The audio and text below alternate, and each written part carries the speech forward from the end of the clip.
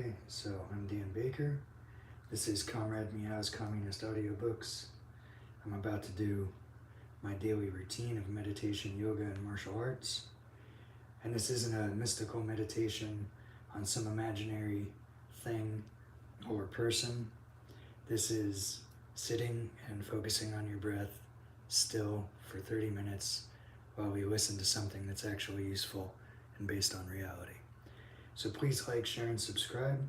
We'll be doing the meditation, yoga, and martial arts for about 30 minutes each. And if you'd like to make a donation, please let me know.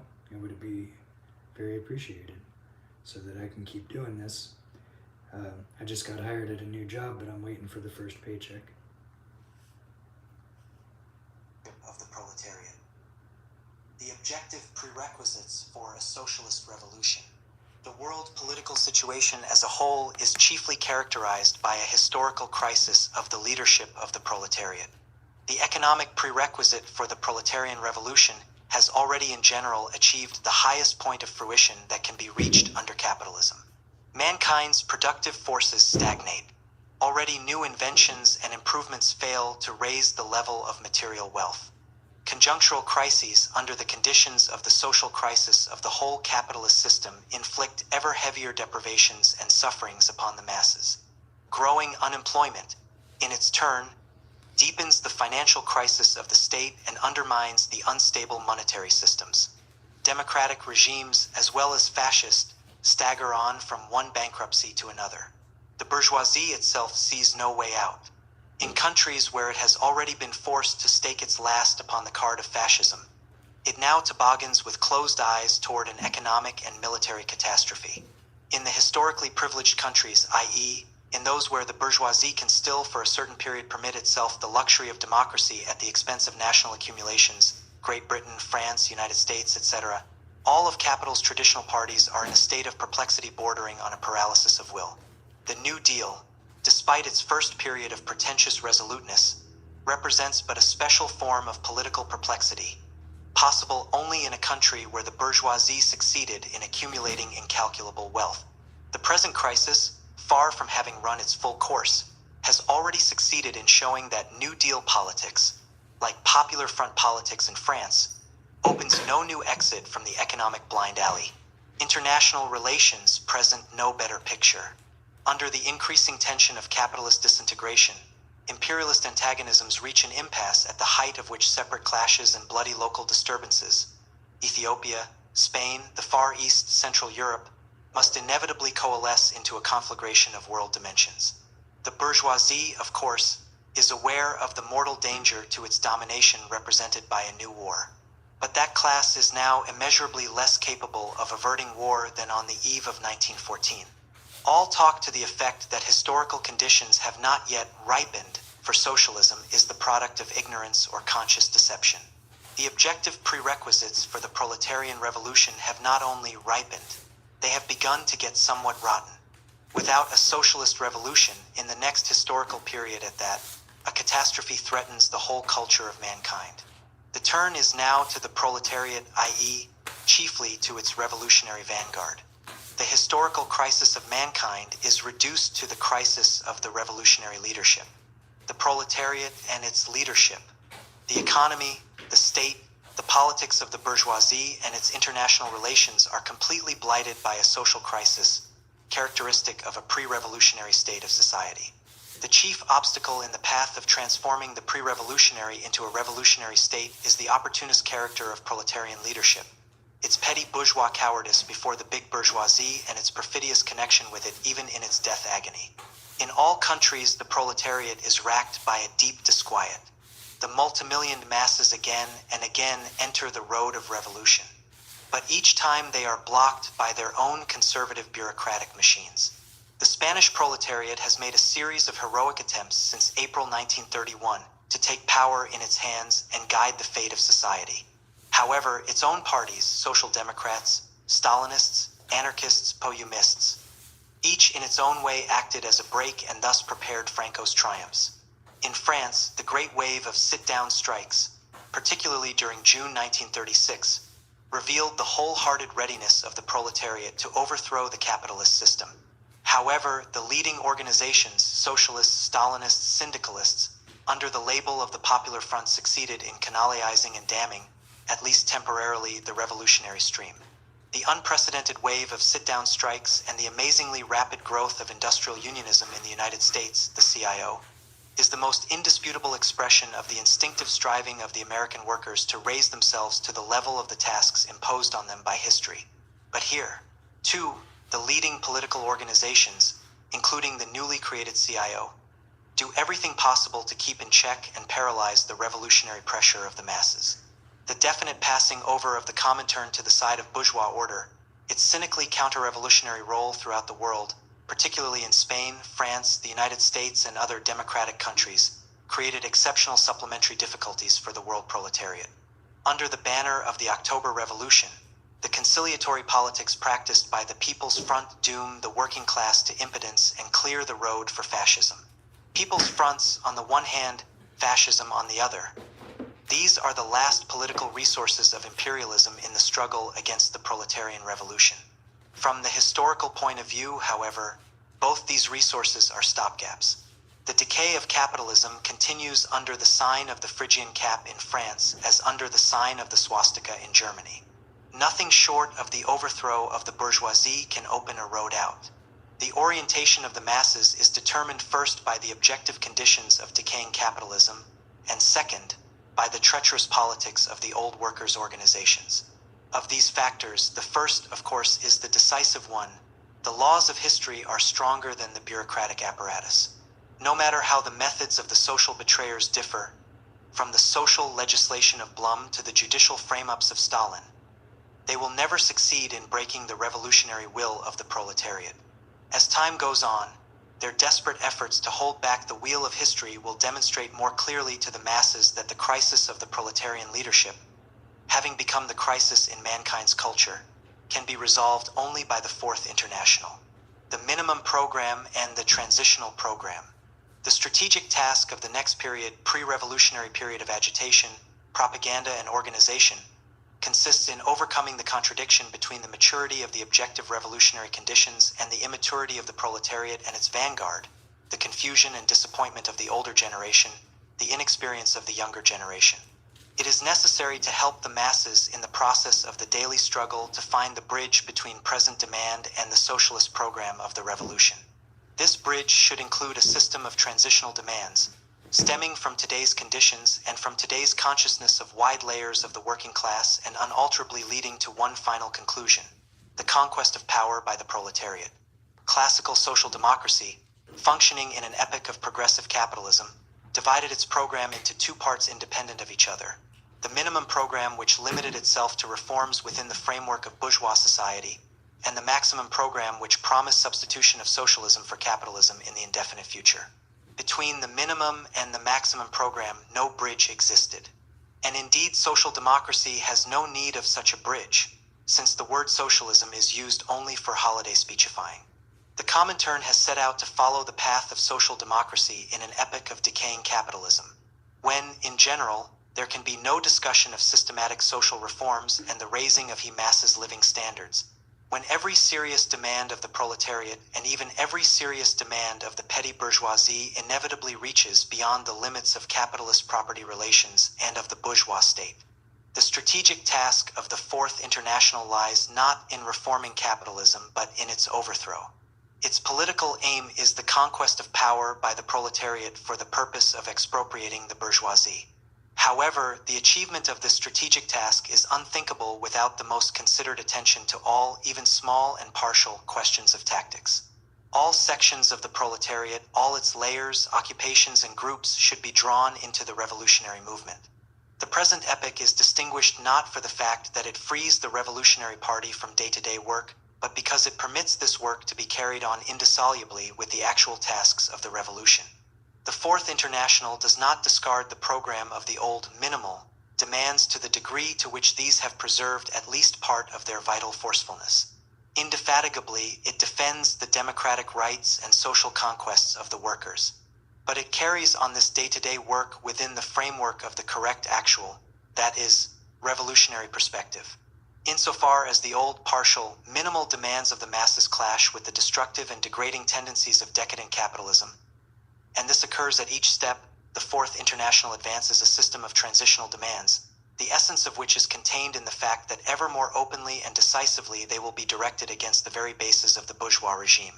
The old, minimal program is superseded by the transitional program, the task of which lies in systematic mobilization of the masses for the proletarian revolution. Sliding scale of wages and sliding scale of hours. Under the conditions of disintegrating capitalism, the masses continue to live the meagerized life of the oppressed, threatened now more than at any other time with the danger of being cast into the pit of pauperism. They must defend their mouthful of bread, if they cannot increase or better it. There is neither the need nor the opportunity to enumerate here those separate, partial demands which time and again arise on the basis of concrete circumstances, national, local, trade union.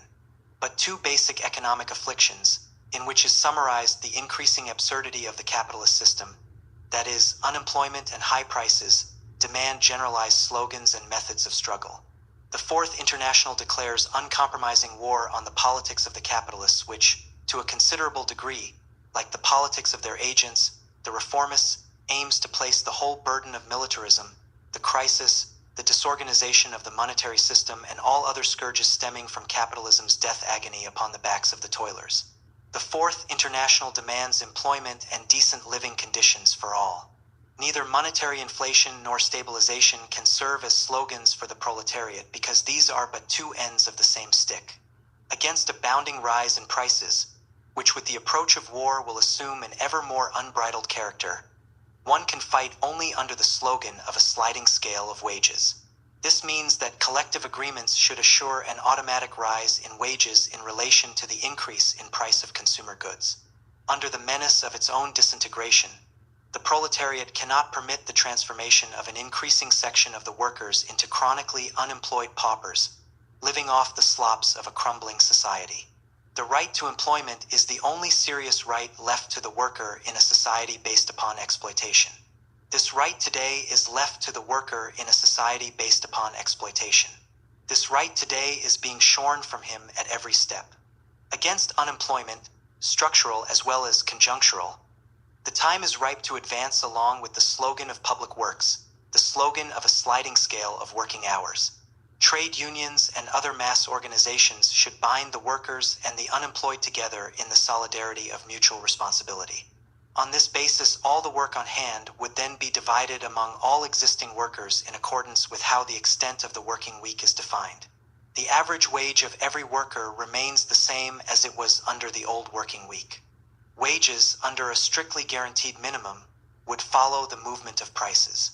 It is impossible to accept any other program for the present catastrophic period. Property owners and their lawyers will prove the unrealizability of these demands. Smaller, especially ruined capitalists, in addition, will refer to their account ledgers. The workers categorically denounce such conclusions and references. The question is not one of a normal collision between opposing material interests. The question is one of guarding the proletariat from decay, demoralization, and ruin. The question is one of life or death of the only creative and progressive class, and by that token of the future of mankind. If capitalism is incapable of satisfying the demands inevitably arising from the calamities generated by itself, then let it perish. Realizability or unrealizability is in the given instance a question of the relationship of forces, which can be decided only by the struggle. By means of this struggle, no matter what immediate practical successes may be, the workers will best come to understand the necessity of liquidating capitalist slavery. Trade unions in the transitional epoch. In the struggle for partial and transitional demands, the workers now more than ever before need mass organizations, principally trade unions. The powerful growth of trade unionism in France and the United States is the best refutation of the preachments of those ultra-left doctrinaires who have been teaching that trade unions have outlived their usefulness. The Bolshevik-Leninist stands in the frontline trenches of all kinds of struggles, even when they involve only the most modest material interests or democratic rights of the working class. He takes active part in mass trade unions for the purpose of strengthening them and raising their spirit of militancy. He fights uncompromisingly against any attempt to subordinate the unions to the bourgeois state and bind the proletariat to compulsory arbitration and every other form of police guardianship, not only fascist but also democratic. Only on the basis of such work within the trade unions is successful struggle possible against the reformists, including those of the Stalinist bureaucracy. Sectarian attempts to build or preserve small revolutionary unions as a second edition of the party signify in actuality the renouncing of the struggle for leadership of the working class. It is necessary to establish this firm rule. Self-isolation of the capitulationist variety from mass trade unions, which is tantamount to a betrayal of the revolution, is incompatible with membership in the Fourth International. At the same time, the Fourth International resolutely rejects and condemns trade union fetishism, equally characteristic of trade unionists and syndicalists. Trade unions do not offer, and in line with their task, composition, and manner of recruiting membership, cannot offer a finished revolutionary program.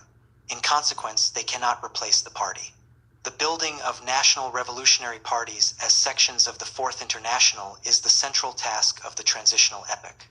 Trade unions, even the most powerful, embrace no more than 20 to 25% of the working class, and at that, predominantly the more skilled and better paid layers. The more oppressed majority of the working class is drawn only episodically into the struggle during a period of exceptional upsurges in the labor movement. During such moments, it is necessary to create organizations ad hoc, embracing the whole fighting mass. Strike committees, factory committees, and finally Soviets.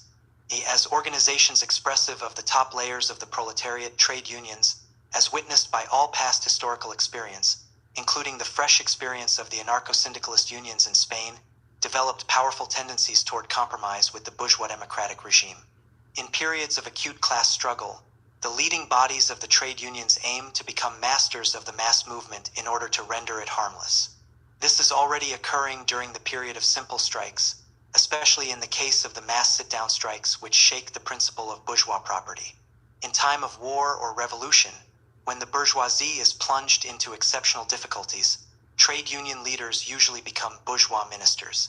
Therefore, the sections of the Fourth International should always strive not only to renew the top leadership of the trade unions, boldly and resolutely in critical moments advancing new militant leaders in place of routine functionaries and careerists, but also to create in all possible instances independent militant organizations corresponding more closely to the tasks of mass struggle against bourgeois society, and, if necessary, not flinching even in the face of a direct break with the conservative apparatus of the trade unions.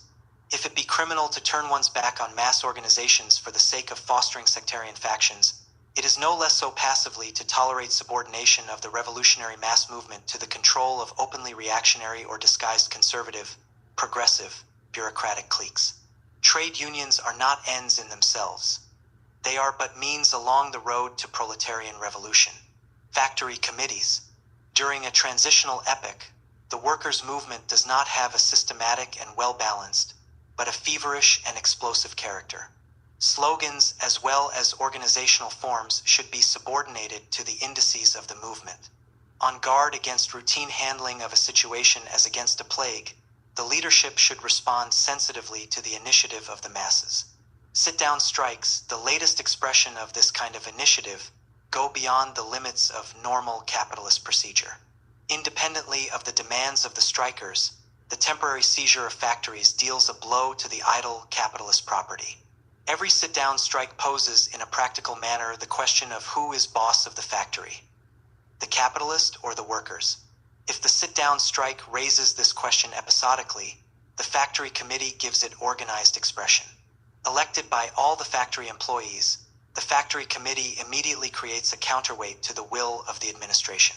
To the reformist criticism of bosses of the so-called economic royalist type like Ford in contradistinction to good, democratic exploiters, we counterpose the slogan of factory committees as centers of struggle against both the first and the second.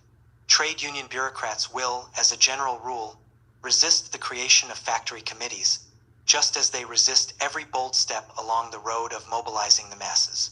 However, the wider the sweep of the movement, the easier will it be to break this resistance. Where the closed shop has already been instituted in peaceful times, the committee will formally coincide with the usual organ of the trade union. but will renew its personnel and widen its functions. The prime significance of the committee, however, lies in the fact that it becomes the militant staff for such working-class layers, as the trade union is usually incapable of moving to action. It is precisely from these more oppressed layers that the most self-sacrificing battalions of the revolution will come. From the moment that the committee makes its appearance, a factual dual power is established in the factory. By its very essence, it represents the transitional state, because it includes in itself two irreconcilable regimes, the capitalist and the proletarian. The fundamental significance of factory committees is precisely contained in the fact that they open the doors, if not to a direct revolutionary, then to a pre-revolutionary period between the bourgeois and the proletarian regimes. That the propagation of the factory committee idea is neither premature nor artificial is amply attested to by the waves of sit-down strikes spreading through several countries. New waves of this type will be inevitable in the immediate future.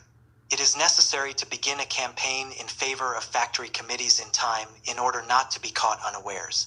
Business secrets and workers' control of industry, liberal capitalism, based upon competition and free trade, has completely receded into the past. Its successor, monopolistic capitalism, not only does not mitigate the anarchy of the market, but on the contrary imparts to it a particularly convulsive character. The necessity of controlling economy, of placing state guidance over industry and of planning, is today recognized, at least in words, by almost all current bourgeois and petty bourgeois tendencies, from fascist to social democratic. With the fascists, it is mainly a question of planned plundering of the people for military purposes. The social democrats prepare to drain the ocean of anarchy with spoonfuls of bureaucratic planning. Engineers and professors write articles about technocracy. In their cowardly experiments in regulation, democratic governments run head-on into the invincible sabotage of big capital. The actual relationship existing between the exploiters and the democratic controllers is best characterized by the fact that the gentlemen reformers stop short in pious trepidation before the threshold of the trusts and their business secrets. Here the principle of non-interference with business dominates. The accounts kept between the individual capitalist and society remain the secret of the capitalist. They are not the concern of society. The motivation offered for the principle of business secrets is ostensibly, as in the epoch of liberal capitalism, that of free competition. In reality, the trusts keep no secrets from one another. The business secrets of the present epoch are part of a persistent plot of monopoly capitalism against the interests of society. Projects for limiting the autocracy of economic royalists will continue to be pathetic farces as long as private owners of the social means of production can hide from producers and consumers the machinations of exploitation, robbery, and fraud. The abolition of business secrets is the first step toward actual control of industry. Workers no less than capitalists have the right to know the secrets of the factory, of the trust, of the whole branch of industry, of the national economy as a whole. First and foremost, banks, heavy industry, and centralized transport should be placed under an observation glass. The immediate tasks of workers' control should be to explain the debits and credits of society, beginning with individual business undertakings, to determine the actual share of the national income appropriated by individual capitalists and by the exploiters as a whole, to expose the behind-the-scenes deals and swindles of banks and trusts. Finally, to reveal to all members of society that unconscionable squandering of human labor which is the result of capitalist anarchy and the naked pursuit of profits. No office holder of the bourgeois state is in a position to carry out this work, no matter with how great authority one would wish to endow him. All the world was witness to the impotence of President Roosevelt and Premier Blum against the plottings of the 60 or 200 families of their respective nations. To break the resistance of the exploiters, the mass pressure of the proletariat is necessary.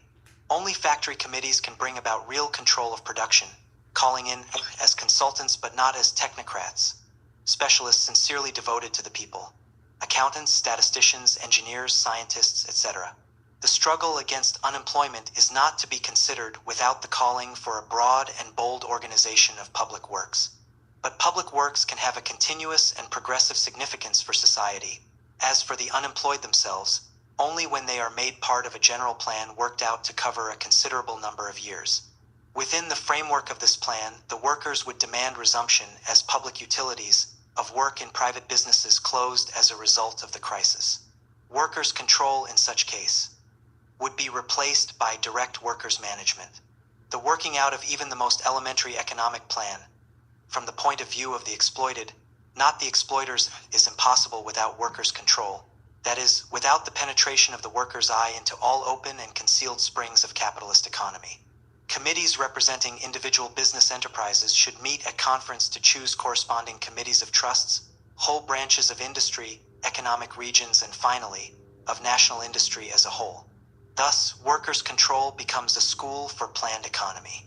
On the basis of the experience of control, the proletariat will prepare itself for direct management of nationalized industry when the hour for that eventuality strikes.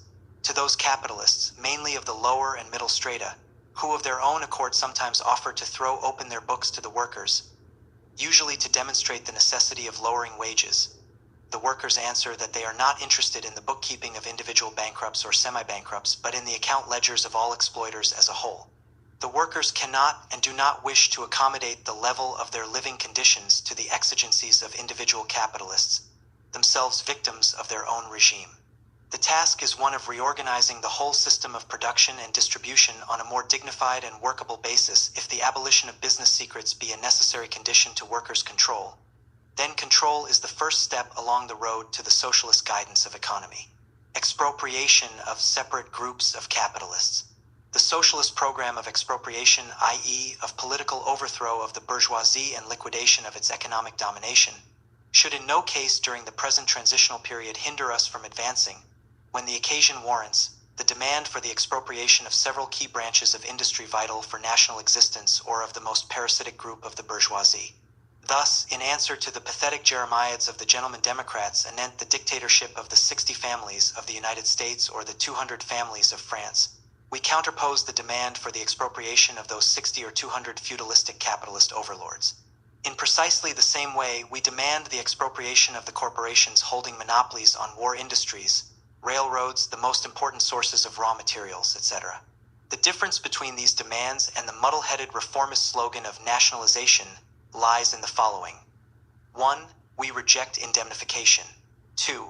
We warn the masses against demagogues of the People's Front who, giving lip service to nationalization, remain in reality agents of capital. 3. We call upon the masses to rely only upon their own revolutionary strength. 4. We link up the question of expropriation with that of seizure of power by the workers and farmers. The necessity of advancing the slogan of expropriation in the course of daily agitation in partial form, and not only in our propaganda in its more comprehensive aspects, is dictated by the fact that different branches of industry are on different levels of development, occupy a different place in the life of society, and pass through different stages of the class struggle. Only a general revolutionary upsurge of the proletariat can place the complete expropriation of the bourgeoisie on the order of the day. The task of transitional demands is to prepare the proletariat to solve this problem. Expropriation of the private banks and statization of the credit system. Imperialism means the domination of finance capital. Side by side with the trusts and syndicates, and very frequently rising above them, the banks concentrate in their hands the actual command over the economy. In their structure, the banks express in a concentrated form the entire structure of modern capital.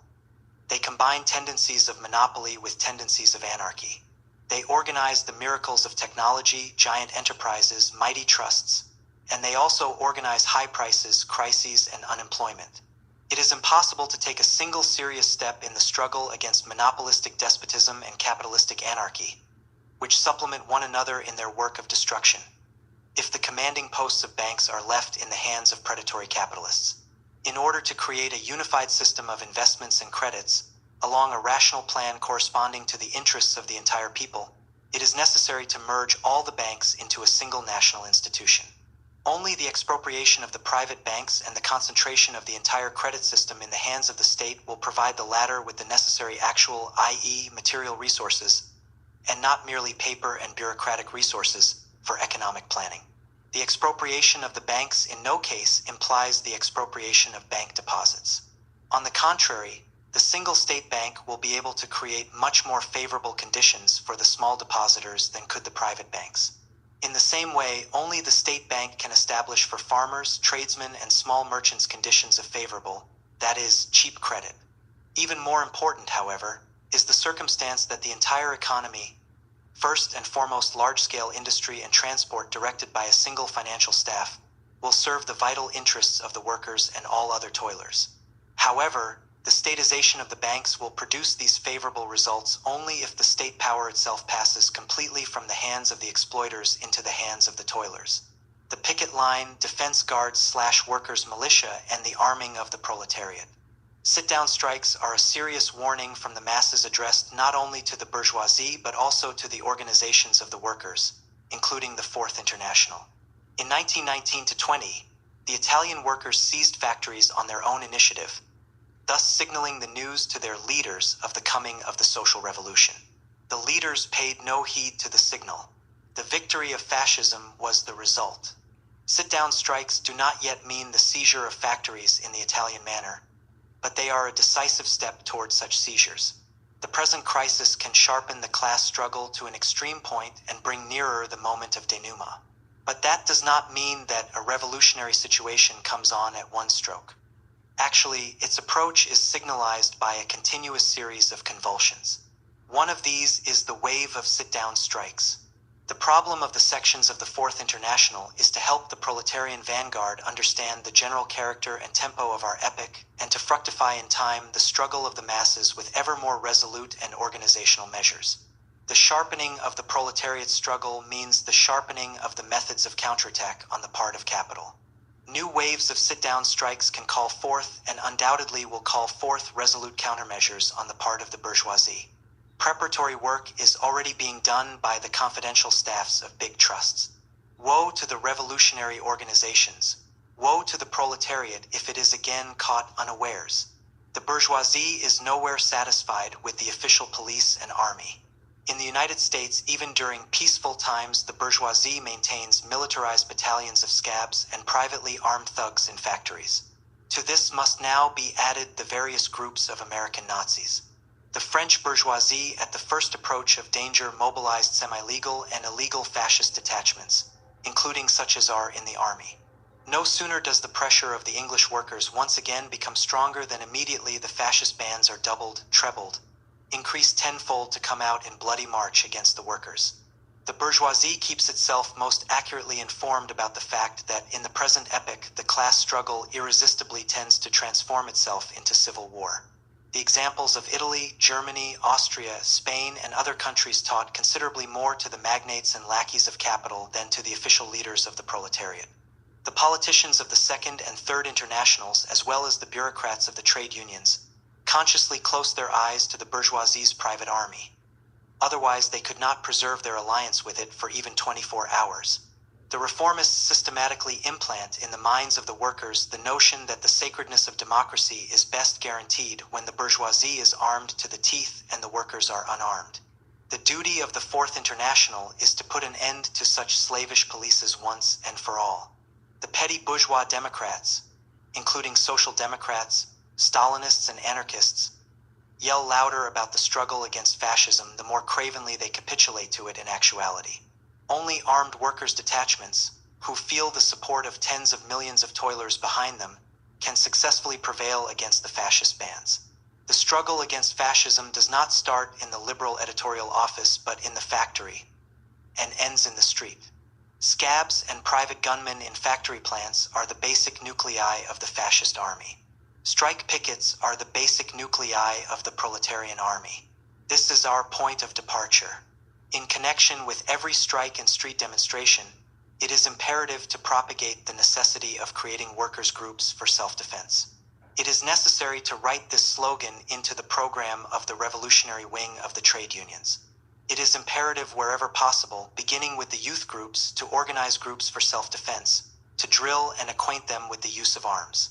A new upsurge of the mass movement should serve not only to increase the number of these units but also to unite them according to neighborhoods, cities, regions. It is necessary to give organized expression to the valid hatred of the workers toward scabs and bands of gangsters and fascists. It is necessary to advance the slogan of a workers' militia as the one serious guarantee for the inviolability of workers' organizations, meetings, and press. Only with the help of such systematic, persistent, indefatigable, courageous agitational and organizational work, always on the basis of the experience of the masses themselves, is it possible to root out from their consciousness the traditions of submissiveness and passivity, to train detachments of heroic fighters capable of setting an example to all toilers, to inflict a series of tactical defeats upon the armed thugs of counter-revolution, to raise the self-confidence of the exploited and oppressed, to compromise fascism in the eyes of the petty bourgeoisie and pave the road for the conquest of power by the proletariat. Engels defined the state as bodies of armed men. The arming of the proletariat is an imperative concomitant element to its struggle for liberation. When the proletariat wills it, it will find the road and the means to arming. In this field also, else leadership falls naturally to the sections of the Fourth International, the alliance of the workers and farmers. The brother-in-arms and counterpart of the worker in the country is the agricultural laborer. They are two parts of one and the same class. Their interests are inseparable. The industrial workers' program of transitional demands, with changes here and there, is likewise the program of the agricultural proletariat. The peasants, farmers, represent another class. They are the petty bourgeoisie of the village. The petty bourgeoisie is made up of various layers, from the semi-proletarian to the exploiter elements. In accordance with this, the political task of the industrial proletariat is to carry the class struggle into the country. Only thus will he be able to draw a dividing line between his allies and his enemies. The peculiarities of national development of each country find their queerest expression in the status of farmers and, to some extent, of the urban petty bourgeoisie, artisans, and shopkeepers. These classes, no matter how numerically strong they may be, essentially are representative survivals of pre-capitalist forms of production. The sections of the Fourth International should work out with all possible concreteness a program of transitional demands concerning the peasants, farmers, and urban petty bourgeoisie, in conformity with the conditions of each country. The advanced workers should learn to give clear and concrete answers to the questions put by their future allies. While the farmer remains an independent petty producer, he is in need of cheap credit, of agricultural machines and fertilizer at prices he can afford to pay, favorable conditions of transport, and conscientious organization of the market for his agricultural products. But the banks, the trusts, the merchants rob the farmer from every side. Only the farmers themselves, with the help of the workers, can curb this robbery. Committees elected by small farmers should make their appearance on the national scene and jointly with the workers' committees and committees of bank employees take into their hands control of transport, credit, and mercantile operations affecting agriculture. By falsely citing the excessive demands of the workers, the big bourgeoisie skillfully transforms the question of commodity prices into a wedge to be driven between the workers and farmers and between the workers and the petty bourgeoisie of the cities. The peasant, artisan, small merchant, unlike the industrial worker, office and civil service employee, cannot demand a wage increase corresponding to the increase in prices. The official struggle of the government with high prices is only a deception of the masses. But the farmers, artisans, merchants, in their capacity of consumers, can step into the politics of price-fixing shoulder to shoulder with the workers. To the capitalists' lamentations about costs of production, of transport and trade, the consumers answer, "Show us your books. We demand control over the fixing of prices." The organs of this control should be the committees on prices, made up of delegates from the factories, trade unions, cooperatives, farmers' organizations, the little man of the city, housewives, etc. By this means, the workers will be able to prove to the farmers that the real reason for high prices is not high wages, but the exorbitant profits of the capitalists and the overhead expenses of capitalist anarchy. The program for the nationalization of the land and collectivization of agriculture should be so drawn that, from its very basis, it should exclude the possibility of expropriation of small farmers and their compulsory collectivization. The farmer will remain owner of his plot of land as long as he himself believes it possible or necessary. In order to rehabilitate the program of socialism in the eyes of the farmer, it is necessary to expose mercilessly the Stalinist methods of collectivization, which are dictated not by the interests of the farmers or workers but by the interests of the bureaucracy. The expropriation of the expropriators likewise does not signify forcible confiscation of the property of artisans and shopkeepers. On the contrary, workers' control of banks and trusts, even more, the nationalization of these concerns, can create for the urban petty bourgeoisie incomparably more favorable conditions of credit purchase and sale than is possible under the unchecked domination of the monopolies. Dependence upon private capital will be replaced by dependence upon the state, which will be the more attentive to the needs of its small co-workers and agents the more firmly the toilers themselves keep the state in their own hands. The practical participation of the exploited farmers in the control of different fields of economy will allow them to decide for themselves whether or not it would be profitable for them to go over to collective working of the land, at what date and on what scale. Industrial workers should consider themselves duty-bound to show farmers every cooperation in traveling this road, through the trade unions, factory committees, and, above all, through a workers' and farmers' government. The alliance proposed by the proletariat, not to the middle classes in general, but to the exploited layers of the urban and rural petty bourgeoisie, against all exploiters, including those of the middle classes, can be based not on compulsion but only on free consent, which should be consolidated in a special contract. This contract is the program of transitional demands voluntarily accepted by both sides. The struggle against imperialism and war, the whole world outlook, and consequently also the inner political life of individual countries, is overcast by the threat of world war. Already the imminent catastrophe sends violent ripples of apprehension through the very broadest masses of mankind. The Second International repeats its infamous politics of 1914 with all the greater assurance, since today it is the Comintern which plays first fiddle in chauvinism. As quickly as the danger of war assumed concrete outline, the Stalinists, outstripping the bourgeois and petty bourgeois pacifists by far, became blatant haranguers for so-called national defense. The revolutionary struggle against war thus rests fully on the shoulders of the Fourth International. The Bolshevik-Leninist policy regarding this question, formulated in the thesis of the International Secretariat, War and the Fourth International 1934, preserves all of its force today. In the next period, a revolutionary party will depend for success primarily on its policy on the question of war.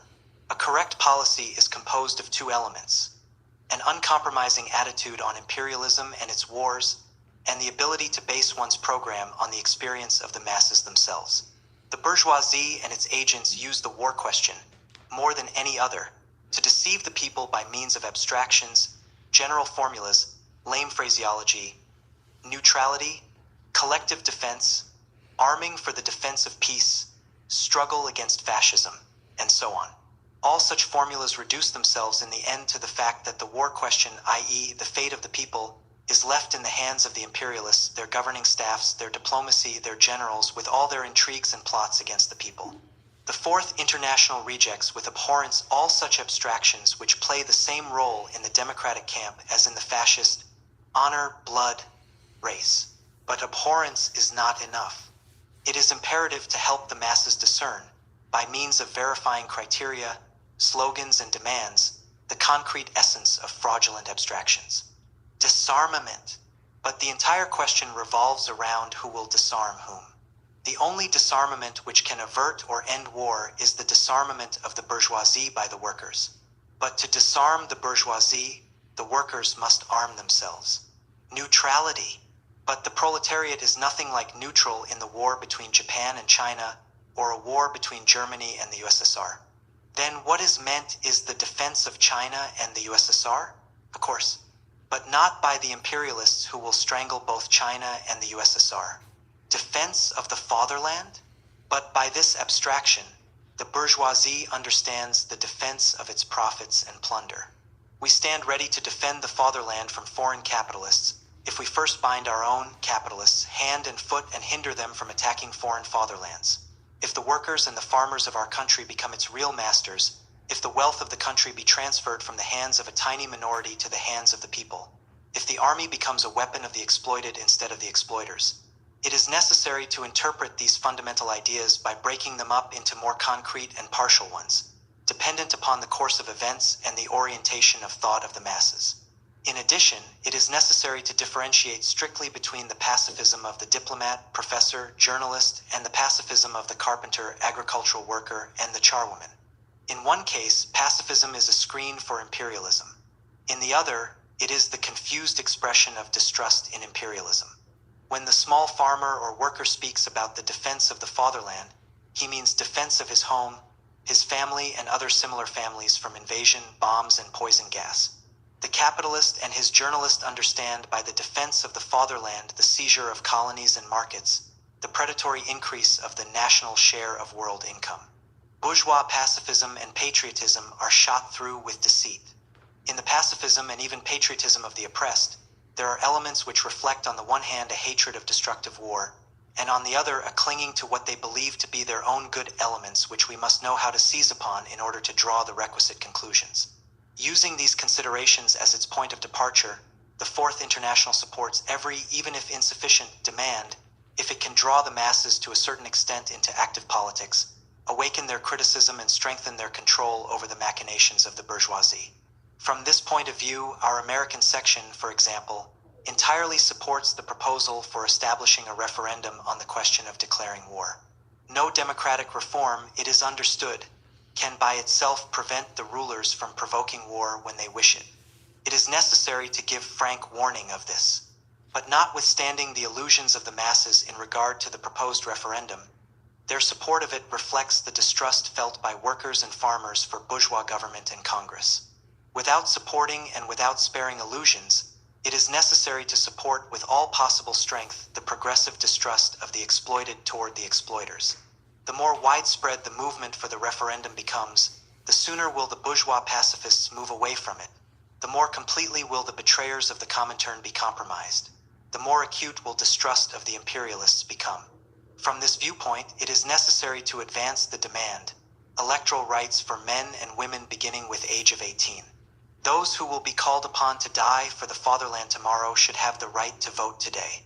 The struggle against war must first of all begin with the revolutionary mobilization of the youth. Light must be shed upon the problem of war from all angles, hinging upon the side from which it will confront the masses at a given moment. War is a gigantic commercial enterprise, especially for the war industry. The 60 families are therefore first-line patriots and the chief provocateurs of war. Workers' control of war industries is the first step in the struggle against the manufacturers of war. To the slogan of the reformists, attacks on military profit, we counterpose the slogans, confiscation of military profit and expropriation of the traffickers in war industries. Where military industry is nationalized, as in France, the slogan of workers' control preserves its full strength. The proletariat has as little confidence in the government of the bourgeoisie as in an individual capitalist. Not one man and not one penny for the bourgeois government. Not an armaments program, but a program of useful public works. Complete independence of workers' organizations from military police control.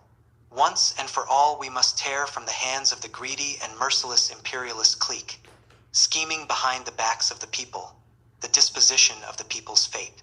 In accordance with this, we demand complete abolition of secret diplomacy, all treaties and agreements to be made accessible to all workers and farmers, a military training and arming of workers and farmers under direct control of workers and farmers' committees, a creation of military schools for the training of commanders among the toilers, chosen by workers' organizations, a substitution for the standing army of a people's militia, indissolubly linked up with factories, mines, farms, etc. Imperialist war is the continuation and sharpening of the predatory politics of the bourgeoisie. The struggle of the proletariat against war is the continuation and sharpening of its class struggle. The beginning of war alters the situation and partially the means of struggle between the classes, but not the aim and basic course. The imperialist bourgeoisie dominates the world. In its basic character, the approaching war will therefore be an imperialist war.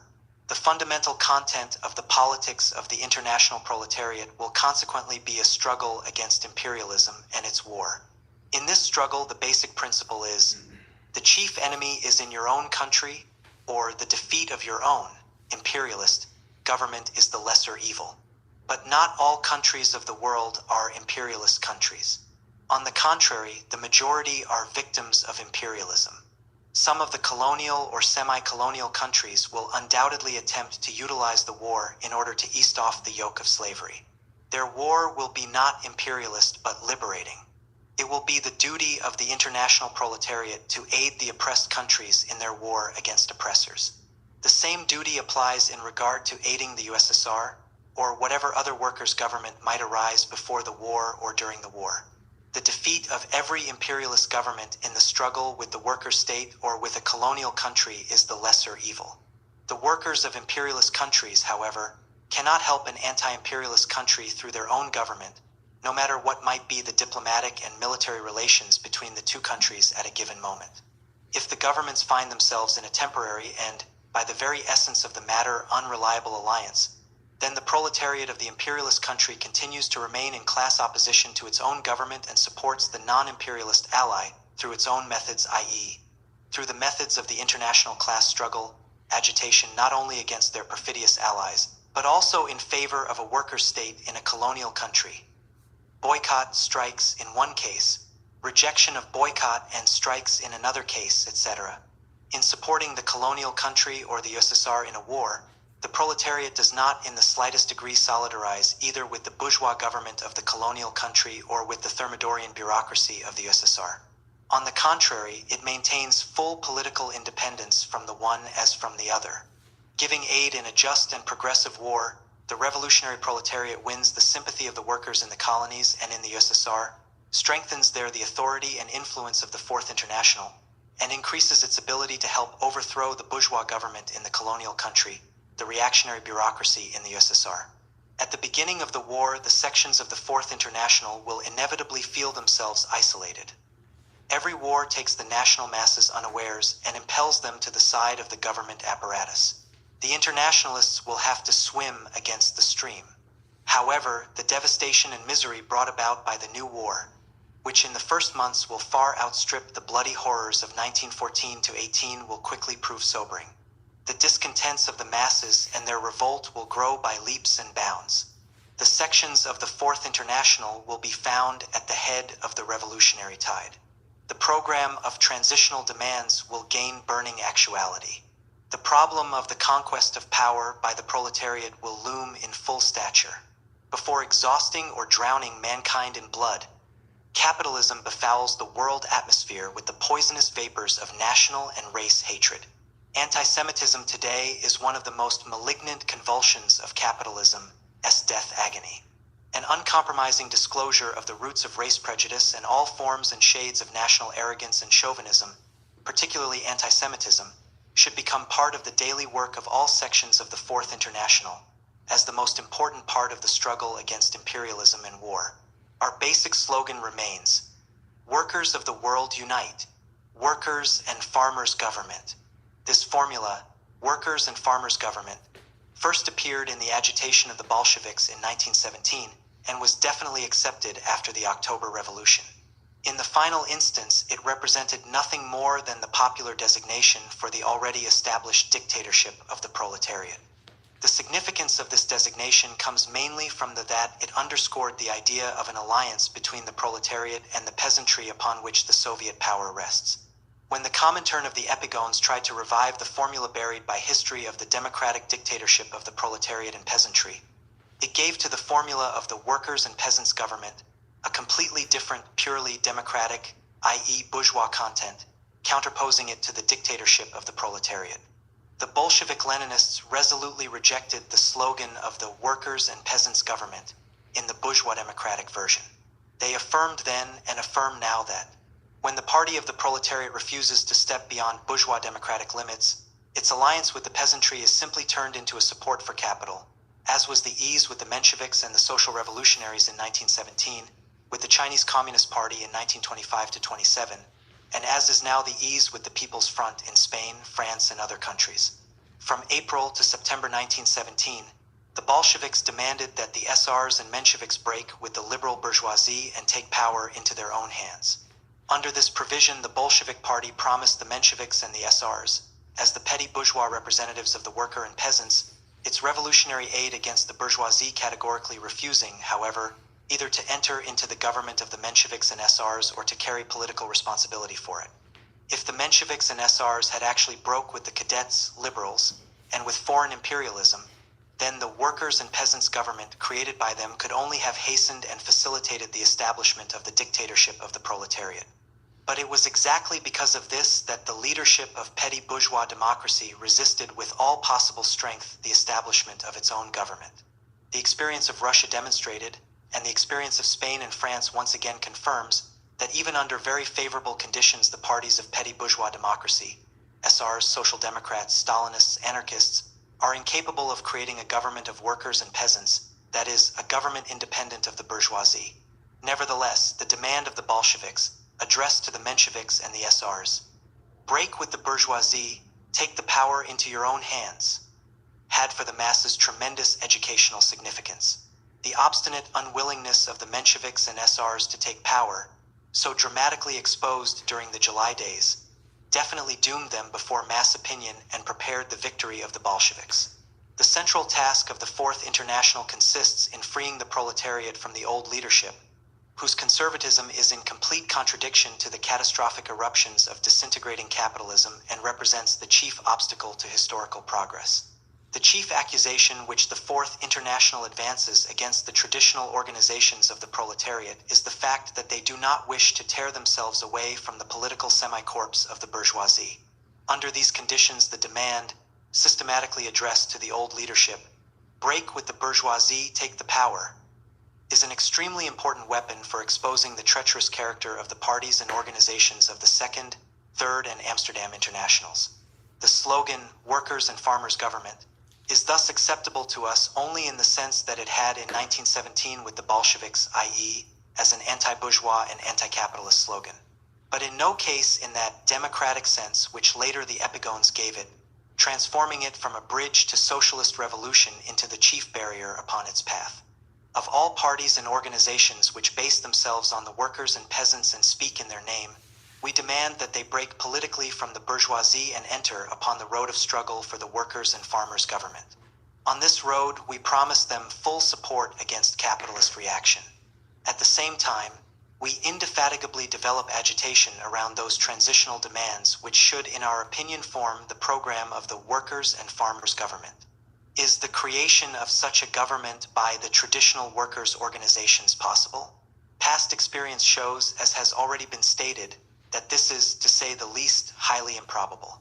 However, one cannot categorically deny in advance the theoretical possibility that, under the influence of completely exceptional circumstances, war, defeat, financial crash, mass revolutionary pressure, etc., the petty bourgeois parties, including the Stalinists, may go further than they wish along the road to a break with the bourgeoisie. In any case, one thing is not to be doubted. Even if this highly improbable variant somewhere at some time becomes a reality and the workers' and farmers' government, in the above-mentioned sense, is established in fact, it would represent merely a short episode on the road to the actual dictatorship of the proletariat.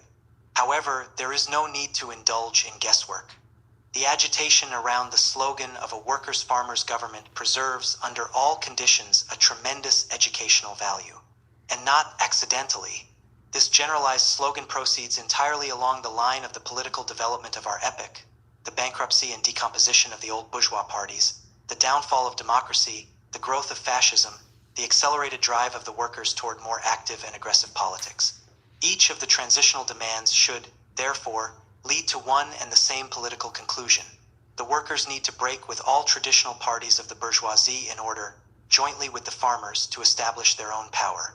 It is impossible in advance to foresee what will be the concrete stages of the revolutionary mobilization of the masses.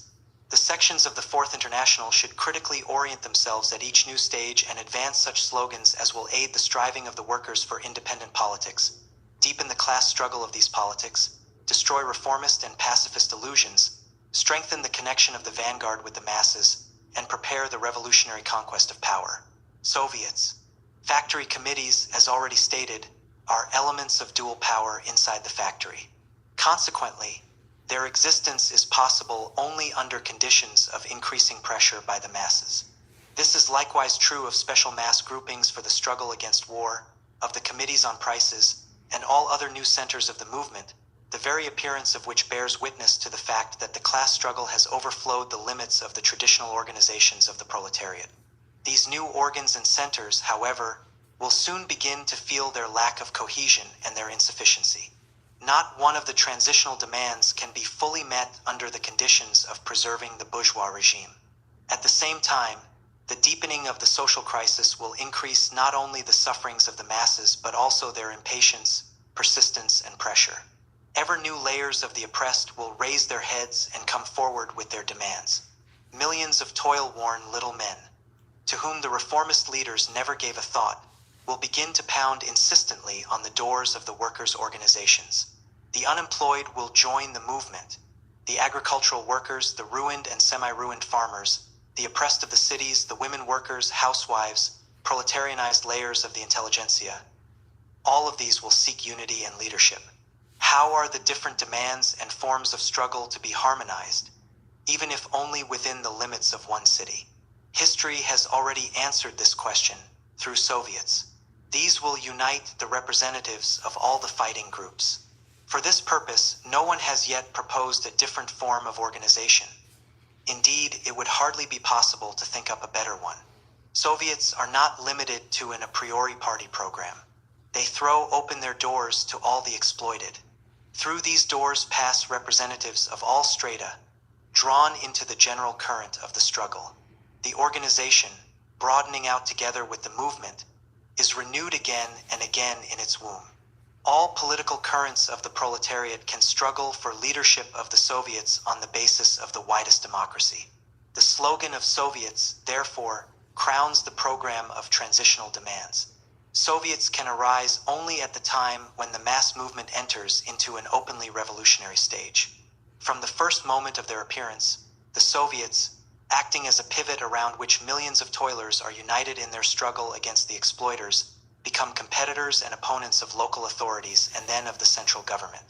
If the factory committee creates a dual power in the factory, then the Soviets initiate a period of dual power in the country.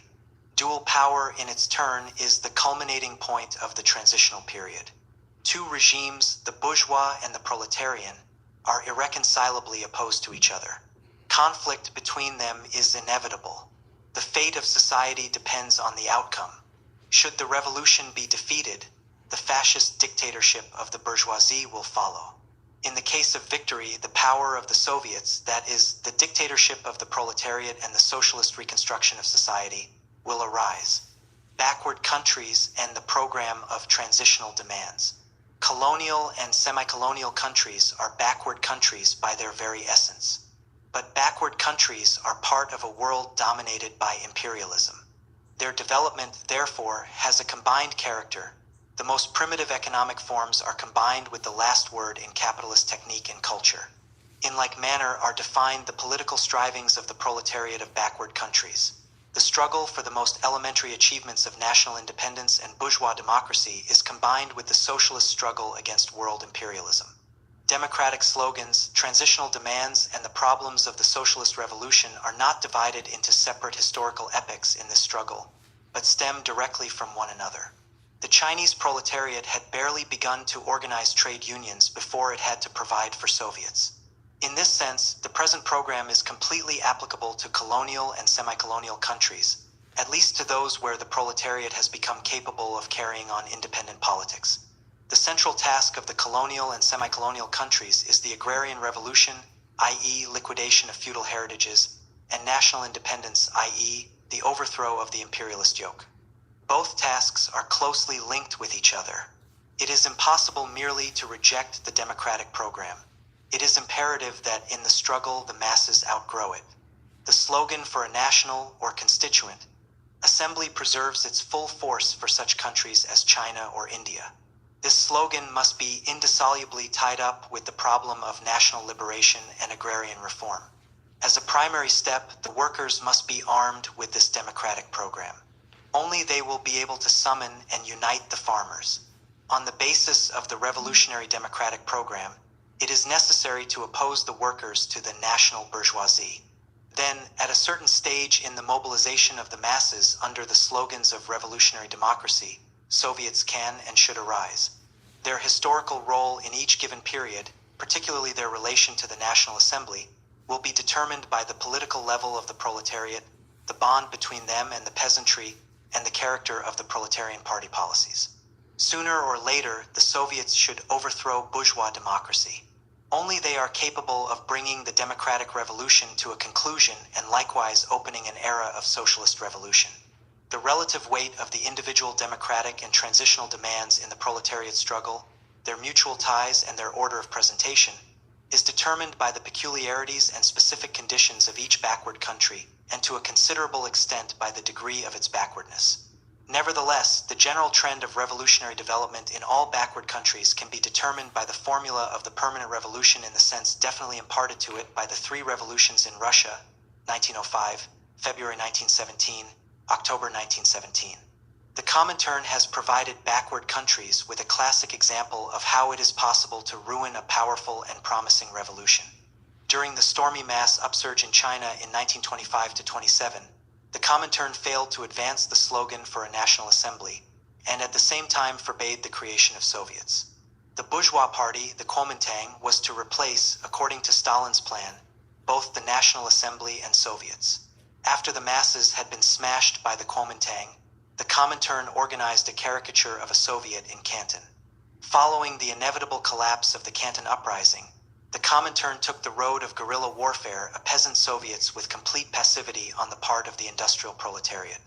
Landing thus in a blind alley, the Comintern took advantage of the Sino-Japanese War to liquidate Soviet China with a stroke of the pen, subordinating not only the peasant Red Army, but also the so-called Communist Party to the identical Kuomintang, i.e. the bourgeoisie.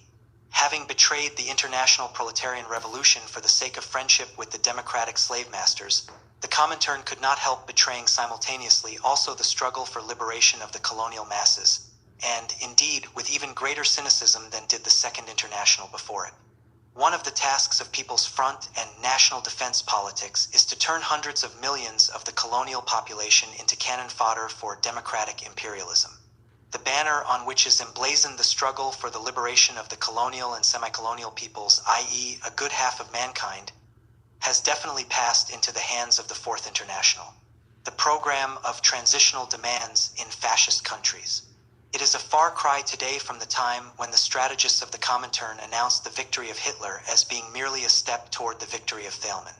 Thälmann has been in Hitler's prisons now for more than 5 years. Mussolini has held Italy enchained by fascism for more than 16 years.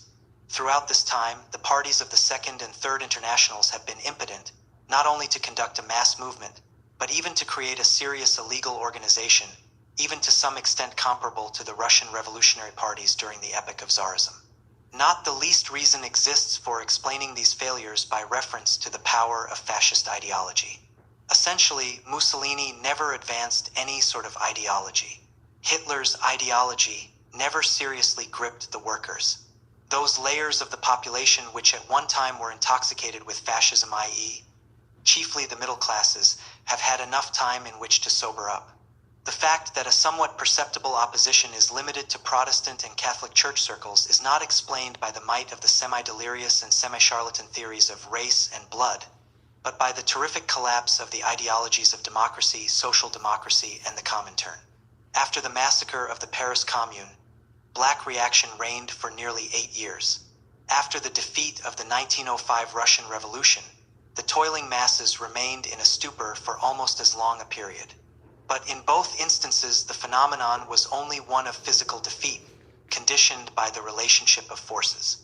In Russia, in addition, it concerned an almost virgin proletariat. The Bolshevik faction had at that time not celebrated even its 3rd birthday. It is completely otherwise in Germany, where the leadership came from powerful parties, one of which had existed for 70 years, the other almost 15. Both these parties, with millions of voters behind them, were morally paralyzed before the battle and capitulated without a battle. History has recorded no parallel catastrophe. The German proletariat was not smashed by the enemy in battle. It was crushed by the cowardice, baseness, perfidy of its own parties.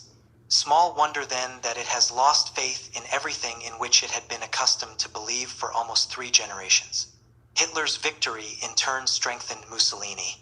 The protracted failure of revolutionary work in Spain or Germany is but the reward for the criminal politics of the social democracy and the Comintern. Illegal work needs not only the sympathy of the masses, but the conscious enthusiasm of its advanced strata.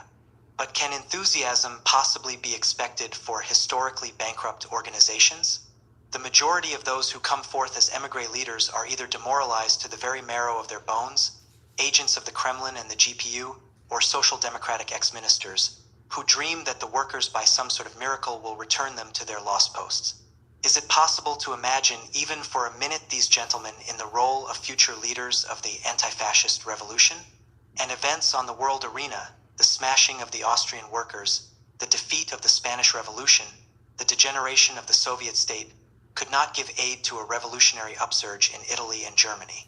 Since for political information the German and Italian workers depend in great measure upon the radio, it is possible to say with assurance that the Moscow radio station, combining Thermidorian lies with stupidity and insolence, has become the most powerful factor in the demoralization of the workers in the totalitarian states. In this respect, as in others, Stalin acts merely as Goebbels' assistant. At the same time, the class antagonisms which brought about the victory of fascism, continuing their work under fascism too, are gradually undermining it. The masses are more dissatisfied than ever. Hundreds and thousands of self-sacrificing workers, in spite of everything, continue to carry on revolutionary mole work. A new generation, which has nor directly experienced the shattering of old traditions and high hopes, has come to the fore. Irresistibly, the molecular preparation of the proletarian revolution proceeds beneath the heavy totalitarian tombstone. But, for concealed energy to flare into open revolt, it is necessary that the vanguard of the proletariat find new perspectives, a new program and a new unblemished banner. Herein lies the chief handicap. It is extremely difficult for workers in fascist countries to make a choice of a new program. A program is verified by experience. And it is precisely experience in mass movements which is lacking in countries of totalitarian despotism. It is very likely that a genuine proletarian success in one of the democratic countries will be necessary to give impetus to the revolutionary movement on fascist territory. A similar effect is possible by means of a financial or military catastrophe. At present, it is imperative that primarily propagandistic preparatory work be carried on which will yield large-scale results only in the future. One thing can be stated with conviction even at this point. Once it breaks through, the revolutionary wave in fascist countries will immediately be a grandiose sweep and under no circumstances will stop short at the experiment of resuscitating some sort of Weimar corpse. It is from this point onward that an uncompromising divergence begins between the Fourth International and the old parties, which outlive their bankruptcy. The émigré People's Front is the most malignant and perfidious variety of all possible people's fronts. Essentially, it signifies the impotent longing for coalition with a non-existent liberal bourgeoisie. Had it met with success, it would simply have prepared a series of new defeats of the Spanish type for the proletariat. A merciless exposure of the theory and practice of the People's Front is therefore the first condition for a revolutionary struggle against fascism. Of course, this does not mean that the Fourth International rejects democratic slogans as a means of mobilizing the masses against fascism. On the contrary, such slogans at certain moments can play a serious role. But the formulae of democracy, freedom of press, the right to unionize, etc., mean for us only incidental or episodic slogans in the independent movement of the proletariat, and not a democratic noose fastened to the neck of the proletariat by the bourgeoisie's agents, Spain. As soon as the movement assumes something of a mass character, the democratic slogans will be intertwined with the transitional ones. Factory committees, it may be supposed, will appear before the old routinists rush from their chancelleries to organize trade unions. Soviets will cover Germany before a new constituent assembly will gather in Weimar. The same applies to Italy and the rest of the totalitarian and semi-totalitarian countries. Fascism plunged these countries into political barbarism, but it did not change their social structure. Fascism is a tool in the hands of finance capital and not of feudal landowners. A revolutionary program should base itself on the dialectics of the class struggle, obligatory also to fascist countries, and not on the psychology of terrified bankrupts. The Fourth International rejects with disgust the ways of political masquerade which impelled the Stalinists, the former heroes of the Third Period, to appear in turn behind the masks of Catholics, Protestants, Jews, German nationalists, liberals, only in order to hide their own unattractive face. The Fourth International always and everywhere appears under its own banner.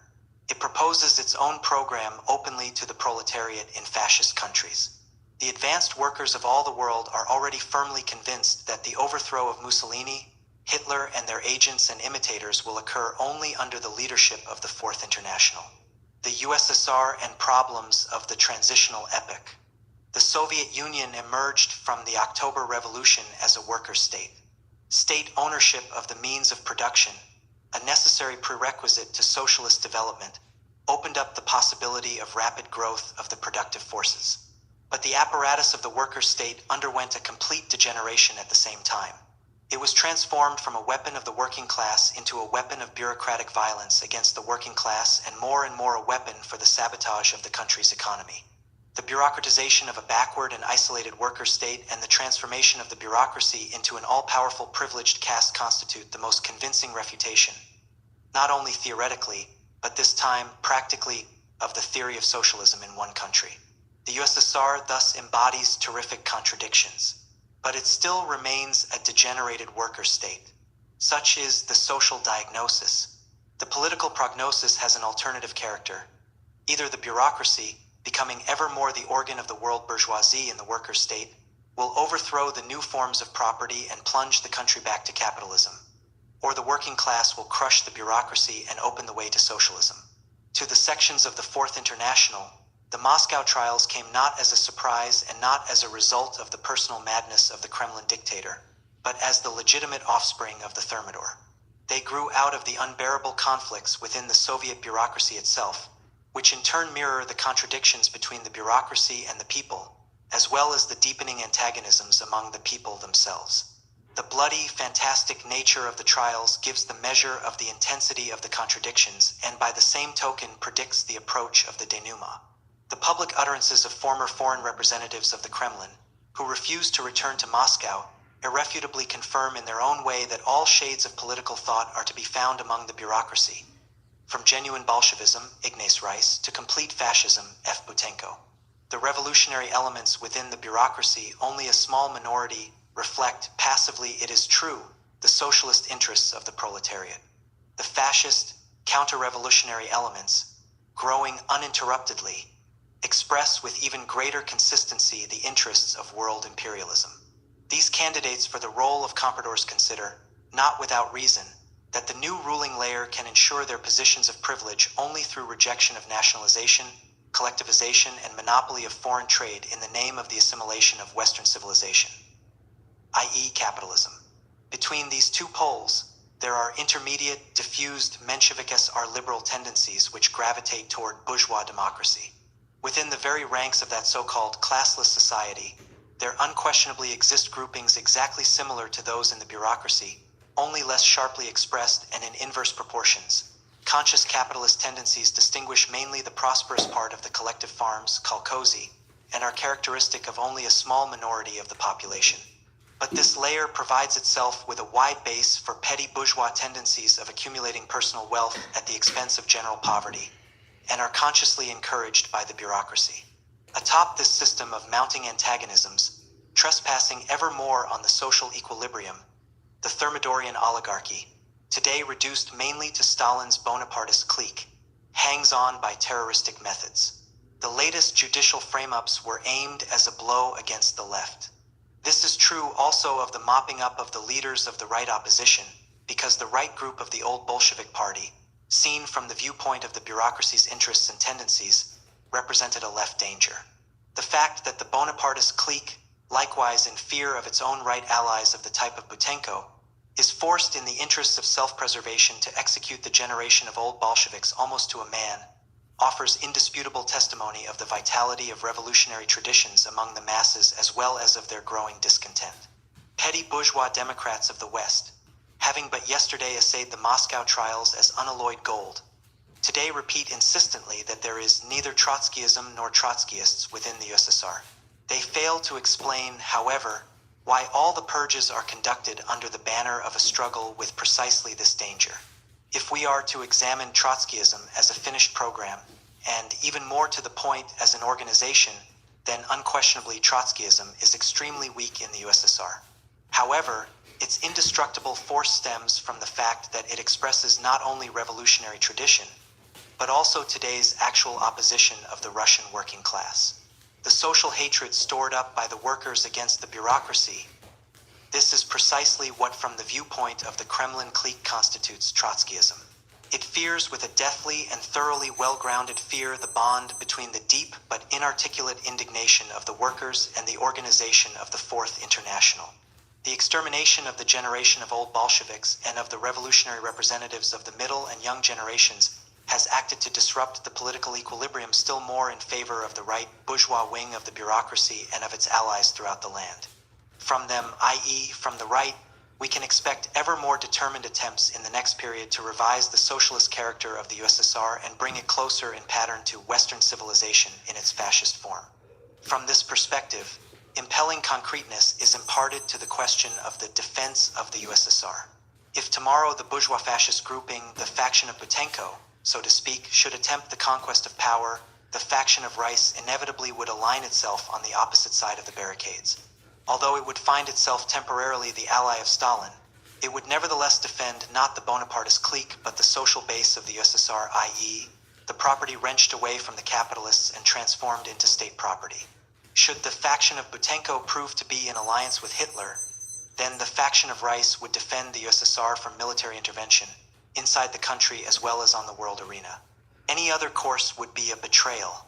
Although it is thus impermissible to deny in advance the possibility, in strictly defined instances, of a united front with the Thermidorian section of the bureaucracy against open attack by capitalist counter-revolution, the chief political task in the USSR still remains the overthrow of this same Thermidorian bureaucracy. Each day added to its domination helps rot the foundations of the socialist elements of economy and increases the chances for capitalist restoration. It is in precisely this direction that the Comintern moves as the agent and accomplice of the Stalinist clique in strangling the Spanish Revolution and demoralizing the international proletariat. As in fascist countries, the chief strength of the bureaucracy lies not in itself but in the disillusionment of the masses, in their lack of a new perspective. As in fascist countries, from which Stalin's political apparatus does not differ, save in more unbridled savagery, only preparatory propagandistic work is possible today in the USSR. As in fascist countries, the impetus to the Soviet workers' revolutionary upsurge will probably be given by events outside the country.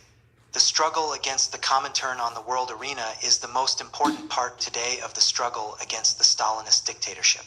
There are many signs that the Comintern's downfall, because it does not have a direct base in the GPU, will precede the downfall of the Bonapartist clique and the Thermidorian bureaucracy as a whole. A fresh upsurge of the revolution in the USSR will undoubtedly begin under the banner of the struggle against social inequality and political oppression. Down with the privileges of the bureaucracy, down with Stakhanovism, down with the Soviet aristocracy and its ranks and orders. The bureaucracy replaced the Soviets as class organs with the fiction of universal electoral rights, in the style of Hitler Goebbels. It is necessary to return to the Soviets not only their free democratic form but also their class content. As once the bourgeoisie and kulaks were not permitted to enter the Soviets, so now it is necessary to drive the bureaucracy and the new aristocracy out of the Soviets. In the Soviets, there is room only for representatives of the workers, rank-and-file collective farmers, peasants, and Red Army men. Democratization of the Soviets is impossible without legalization of Soviet parties. The workers and peasants themselves, by their own free vote, will indicate what parties they recognize as Soviet parties. A revision of planned economy from top to bottom in the interests of producers and consumers. Factory committees should be returned the right to control production. A democratically organized consumers' cooperative should control the quality and price of products. Reorganization of the collective farms in accordance with the will and in the interests of the workers there engaged. The reactionary international policy of the bureaucracy should be replaced by the policy of proletarian internationalism. The complete diplomatic correspondence of the Kremlin to be published. Down with secret diplomacy. All political trials, staged by the Thermidorian bureaucracy, to be reviewed in the light of complete publicity and controversial openness and integrity. Only the victorious revolutionary uprising of the oppressed masses can revive the Soviet regime and guarantee its further development toward socialism. There is but one party capable of leading the Soviet masses to insurrection, the party of the Fourth International. Down with the bureaucratic gang of Kane-Stalin. Long live Soviet democracy. Long live the international socialist revolution. Against opportunism and unprincipled revisionism. The politics of Leon Blum's party in France demonstrate anew that reformists are incapable of learning anything from even the most tragic lessons of history. French social democracy slavishly copies the politics of German social democracy and goes to meet the same end. Within a few decades, the Second International intertwined itself with the bourgeois democratic regime, became, in fact, a part of it, and is rotting away together with it. The Third International has taken to the road of reformism at a time when the crisis of capitalism definitely placed the proletarian revolution on the order of the day. The Comintern's policy in Spain and China today, the policy of cringing before the democratic and national bourgeoisie, demonstrates that the Comintern is likewise incapable of learning anything further or of changing. The bureaucracy, which became a reactionary force in the USSR, cannot play a revolutionary role on the world arena. Anarcho-syndicalism in general has passed through the same kind of evolution. In France, the syndicalist bureaucracy of Léon Jouot has long since become a bourgeois agency in the working class. In Spain, anarcho-syndicalism shook off its ostensible revolutionism and became the fifth wheel in the chariot of bourgeois democracy. Intermediate centrist organizations centered about the London Bureau represent merely left appendages of social democracy or of the Comintern. They have displayed a complete inability to make head or tail of the political situation and draw revolutionary conclusions from it. Their highest point was the Spanish POUM, which under revolutionary conditions proved completely incapable of following a revolutionary line. The tragic defeats suffered by the world proletariat over a long period of years doomed the official organizations to yet greater conservatism and simultaneously sent disillusioned petty bourgeois, revolutionists, in pursuit of new ways. As always during epochs of reaction and decay, quacks and charlatans appear on all sides, desirous of revising the whole course of revolutionary thought. Instead of learning from the past, they reject it. Some discover the inconsistency of Marxism, others announce the downfall of Bolshevism. There are those who put responsibility upon revolutionary doctrine for the mistakes and crimes of those who betrayed it, others who curse the medicine because it does not guarantee an instantaneous and miraculous cure. The more daring promise to discover a panacea and, in anticipation, recommend the halting of the class struggle. A good many prophets of new morals are preparing to regenerate the labor movement with the help of ethical homeopathy. The majority of these apostles have succeeded in becoming themselves moral invalids before arriving on the field of battle. Thus, under the aspect of new ways, old recipes, long since buried in the archives of pre-Marxian socialism, are offered to the proletariat. The Fourth International declares uncompromising war on the bureaucracies of the Second, Third, Amsterdam and anarcho-syndicalist internationals, as on their centrist satellites, on reformism without reforms, democracy in alliance with the GPU, pacifism without peace, anarchism in the service of the bourgeoisie, on revolutionists who live in deathly fear of revolution. All of these organizations are not pledges for the future, but decayed survivals of the past. The Fourth International does not search after and does not invent panaceas. It takes its stand completely on Marxism as the only revolutionary doctrine that enables one to understand reality, unearth the cause behind the defeats, and consciously prepare for victory. The Fourth International continues the tradition of Bolshevism, which first showed the proletariat how to conquer power. The Fourth International sweeps away the quacks, charlatans, and unsolicited teachers of morals. In a society based upon exploitation, the highest moral is that of the social revolution. All methods are good which raise the class consciousness of the workers, their trust in their own forces, their readiness for self-sacrifice in the struggle. The impermissible methods are those which implant fear and submissiveness in the oppressed before their oppressors, which crush the spirit of protest and indignation or substitute for the will of the masses the will of the leaders, for conviction compulsion, for an analysis of reality, demagogy, and frame-up. That is why social democracy, prostituting Marxism, and Stalinism, the antithesis of Bolshevism, are both mortal enemies of the proletarian revolution and its morals. To face reality squarely, not to seek the line of least resistance, to call things by their right names, to speak the truth to the masses no matter how bitter it may be, not to fear obstacles, to be true in little things as in big ones, to base one's program on the logic of the class struggle, to be bold when the hour for action arrives. These are the rules of the Fourth International. It has shown that it could swim against the stream. The approaching historical wave will raise it on its crest. Against sectarianism, under the influence of the betrayal by the historical organizations of the proletariat, certain sectarian moods and groupings of various kinds arise or are regenerated at the periphery of the Fourth International. At their base lies a refusal to struggle for partial and transitional demands, i.e., for the elementary interests and needs of the working masses, as they are today.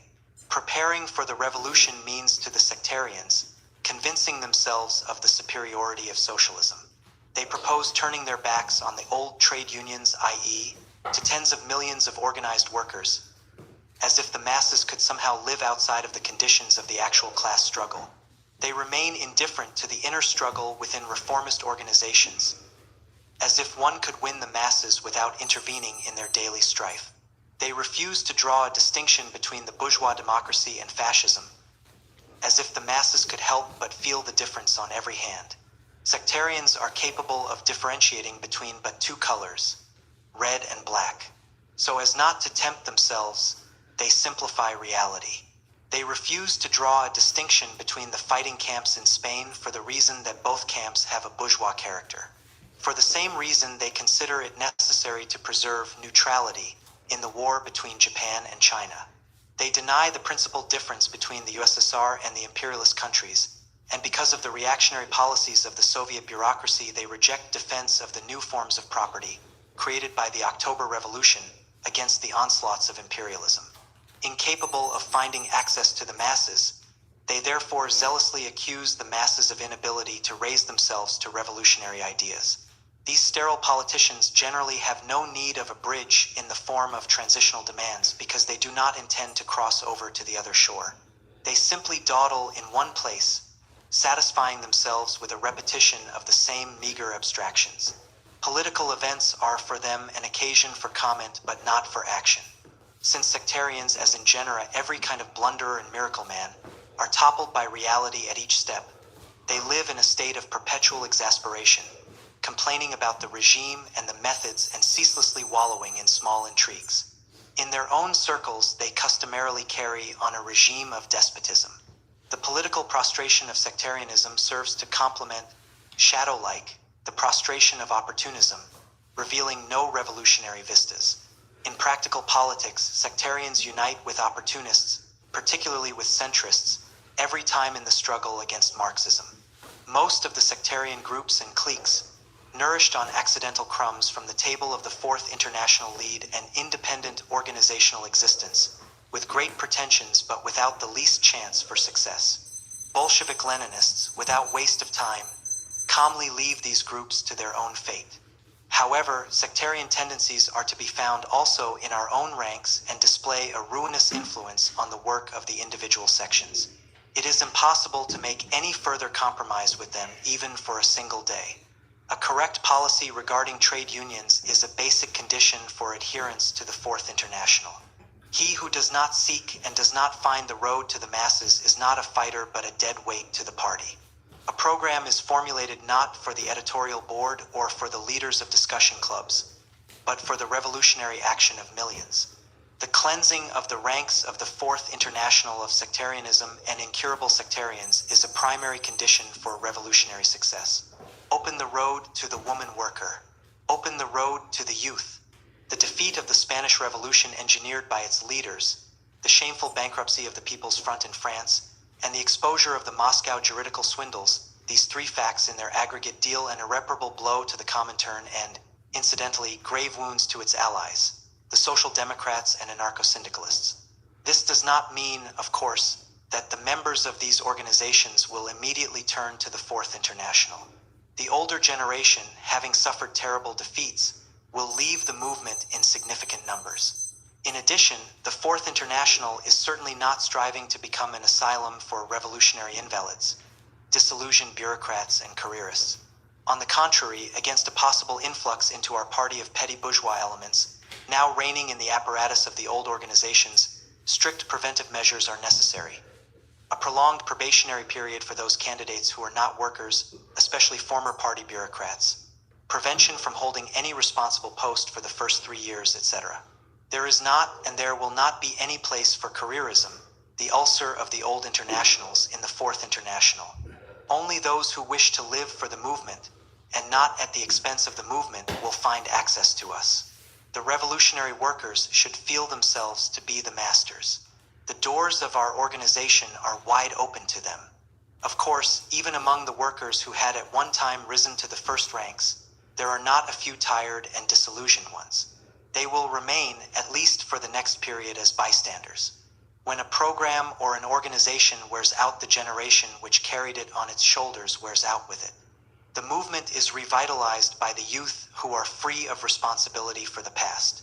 The Fourth International pays particular attention to the young generation of the proletariat. All of its policies strive to inspire the youth with belief in its own strength and in the future. Only the fresh enthusiasm and aggressive spirit of the youth can guarantee the preliminary successes in the struggle. Only these successes can return the best elements of the older generation to the road of revolution. Thus it was, thus it will be. Opportunist organizations, by their very nature, concentrate their chief attention on the top layers of the working class and therefore ignore both the youth and the women workers. The decay of capitalism, however, deals its heaviest blows to the woman as a wage earner and as a housewife. The sections of the Fourth International should seek bases of support among the most exploited layers of the working class. Consequently, among the women workers.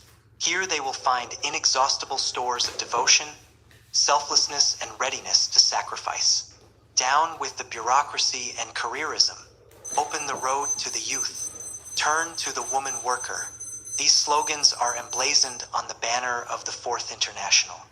Under the banner of the Fourth International, skeptics ask, but has the moment for the creation of the Fourth International yet arrived?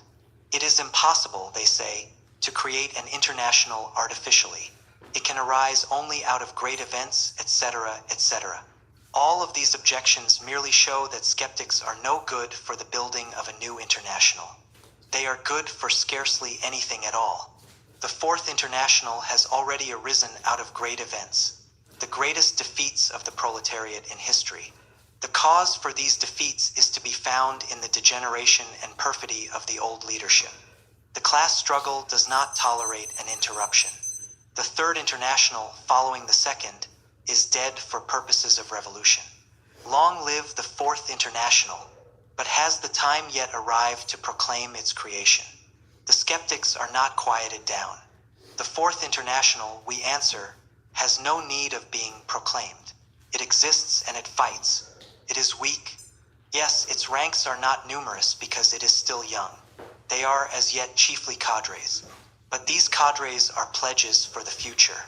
Outside these cadres, there does not exist a single revolutionary current on this planet really meriting the name. If our international be still weak in numbers, it is strong in doctrine, program, tradition, in the incomparable tempering of its cadres.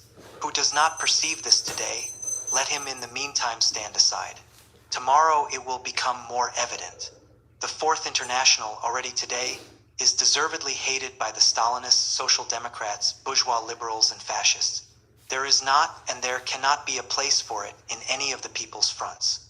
It uncompromisingly gives battle to all political groupings tied to the apron strings of the bourgeoisie. Its task, the abolition of capitalism's domination. Its aim, socialism. Its method, the proletarian revolution. Without inner democracy, no revolutionary education. Without discipline, no revolutionary action. The inner structure of the Fourth International is based on the principles of democratic centralism. Full freedom in discussion, complete unity in action. The present crisis in human culture is the crisis in the proletarian leadership. The advanced workers, united in the Fourth International, show their class the way out of the crisis.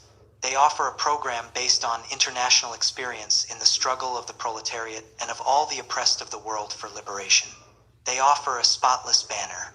Workers, men and women of all countries, place yourselves under the banner of the Fourth International.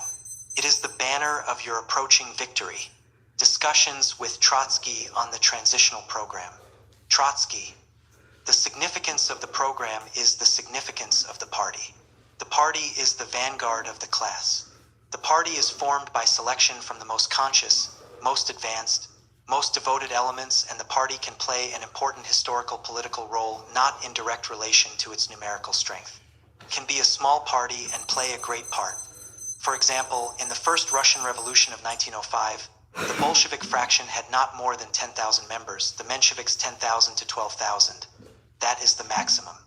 At that time, they belonged to the same party, so that the party as a whole had not more than 20,000 to 22,000 workers. The party guided the Soviets throughout the whole country thanks to correct policy and to cohesion. It can be objected that the difference between the Russians and the Americans or any other old capitalist country was that the Russian proletariat was a totally fresh, virgin proletariat without any tradition of trade unions, conservative reformism. It was a young, fresh, virgin working class which needed direction and looked for this direction, and in spite of the fact that the party as a whole had not more than 20,000 workers, this party guided 23 million workers in the fight. Now, what is the party? In what does the cohesion consist? This cohesion is a common understanding of the events, of the tasks, and this common understanding, that is the program of the party. Just as modern workers more than the barbarian cannot work without tools, so in the party the program is the instrument. Without the program, every worker must improvise his tool, find improvised tools, and one contradicts another. Only when we have the vanguard organized upon the basis of common conceptions, then we can act. One can say that we didn't have a program until this day. Yet we acted. But this program was formulated under different articles, different motions, etc. In this sense, the draft program doesn't presage a new invention. It is not the writing of one man. It is the summation of collective work up until today. But such a summation is absolutely necessary in order to give to the comrades an idea of the situation, a common understanding.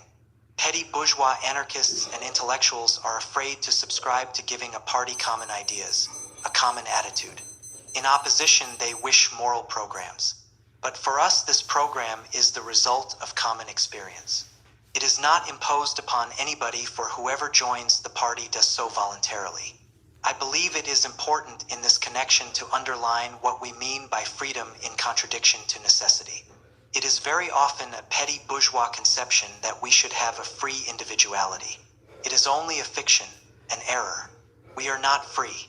We have no free will in the sense of metaphysical philosophy. When I wish to drink a glass of beer, I act as a free man, but I don't invent the need for beer. That comes from my body. I am only the executor. But insofar as I understand the needs of my body and can satisfy them consciously, then I have the sensation of freedom. Freedom through understanding the necessity. Here, the correct understanding of the necessity of my body is the only real freedom given to animals in any question, and man is an animal. The same holds true for the class. The program for the class cannot fall from heaven. We can arrive only at an understanding of the necessity. In one case, it was my body; in the other, it is the necessity of society. The program is the articulation of the necessity that we learn to understand, and since the necessity is the same for all members of the class, we can reach a common understanding of the tasks, and the understanding of this necessity is the program. We can go further and say that the discipline of our party must be very severe, because we are a revolutionary party against a tremendous block of enemies conscious of their interests, and now we are attacked not only by the bourgeoisie but by the Stalinists, the most venomous of the bourgeois agents. Absolute discipline is necessary, but it must come from common understanding. If it is imposed from without, it is a yoke. If it comes from understanding, it is an expression of personality, but otherwise it is a yoke. Then discipline is an expression of my free individuality. It is not opposition between personal will and the party, because I entered of my free will. The program too is on this basis, and this program can be upon a sure political and moral basis only if we understand it very well. Why draft program is not complete? The draft program is not a complete program. We can say that in this draft program there are things which are lacking, and there are things which by their nature don't belong to the program. Things which don't belong to the program are the comments. This program contains not only slogans but also comments and polemics against the adversaries. But it is not a complete program. A complete program should have a theoretical expression of the modern capitalist society in its imperialist stage. The reasons of the crisis, the growth of unemployed, and so on, and in this draft this analysis is briefly summarized only in the first chapter because we have written about these things in articles, books, and so on.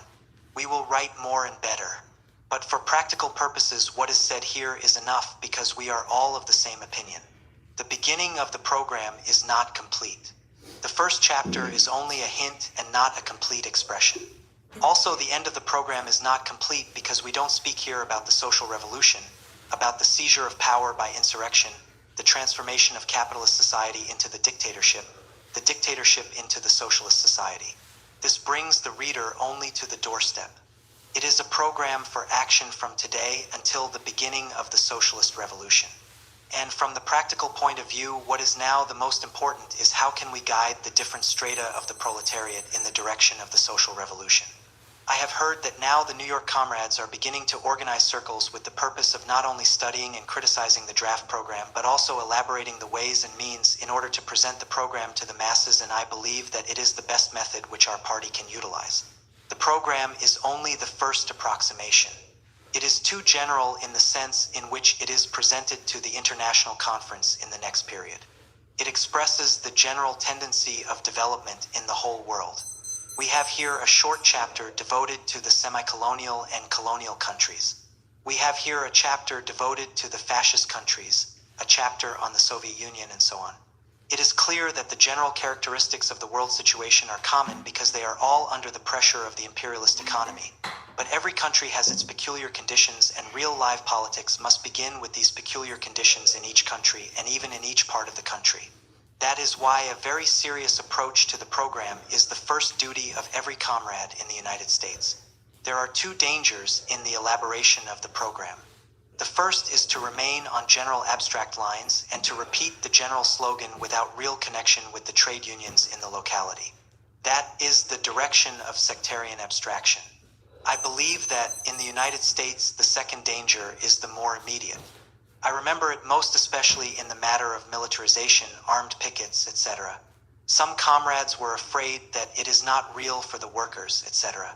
In the last few days, I read a French book written by an Italian worker about the rise of fascism in Italy. The writer is opportunistic. He was a socialist, but it is not his conclusions which are interesting, but the facts which he presents. He gives the picture of the Italian proletariat in 1920 to 1921 especially. It was a powerful organization. They had 160 socialist parliamentary deputies. They had more than 1/3 of the communities in their hands. The most important sections of Italy were in the hands of the socialists, the center of the power of the workers.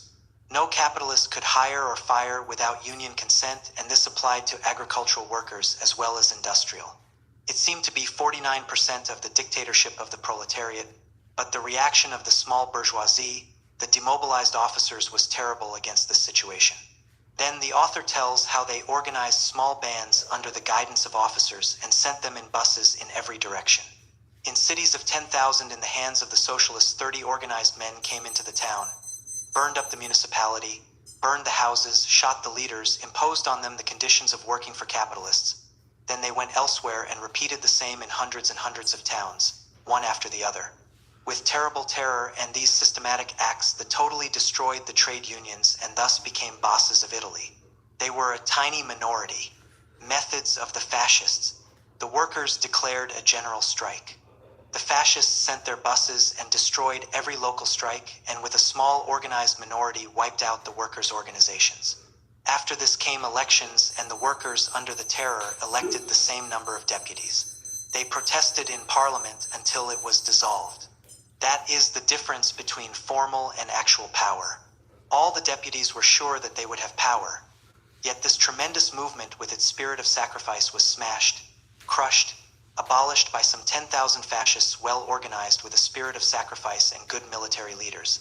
In the United States, it might be different, but the fundamental tasks are the same. I read about the tactics of Haig. It is a rehearsal of a fascist overthrow. He represents small bosses who became infuriated because the crisis deepened. He has his gang, which is absolutely unconstitutional. This is very, very contagious.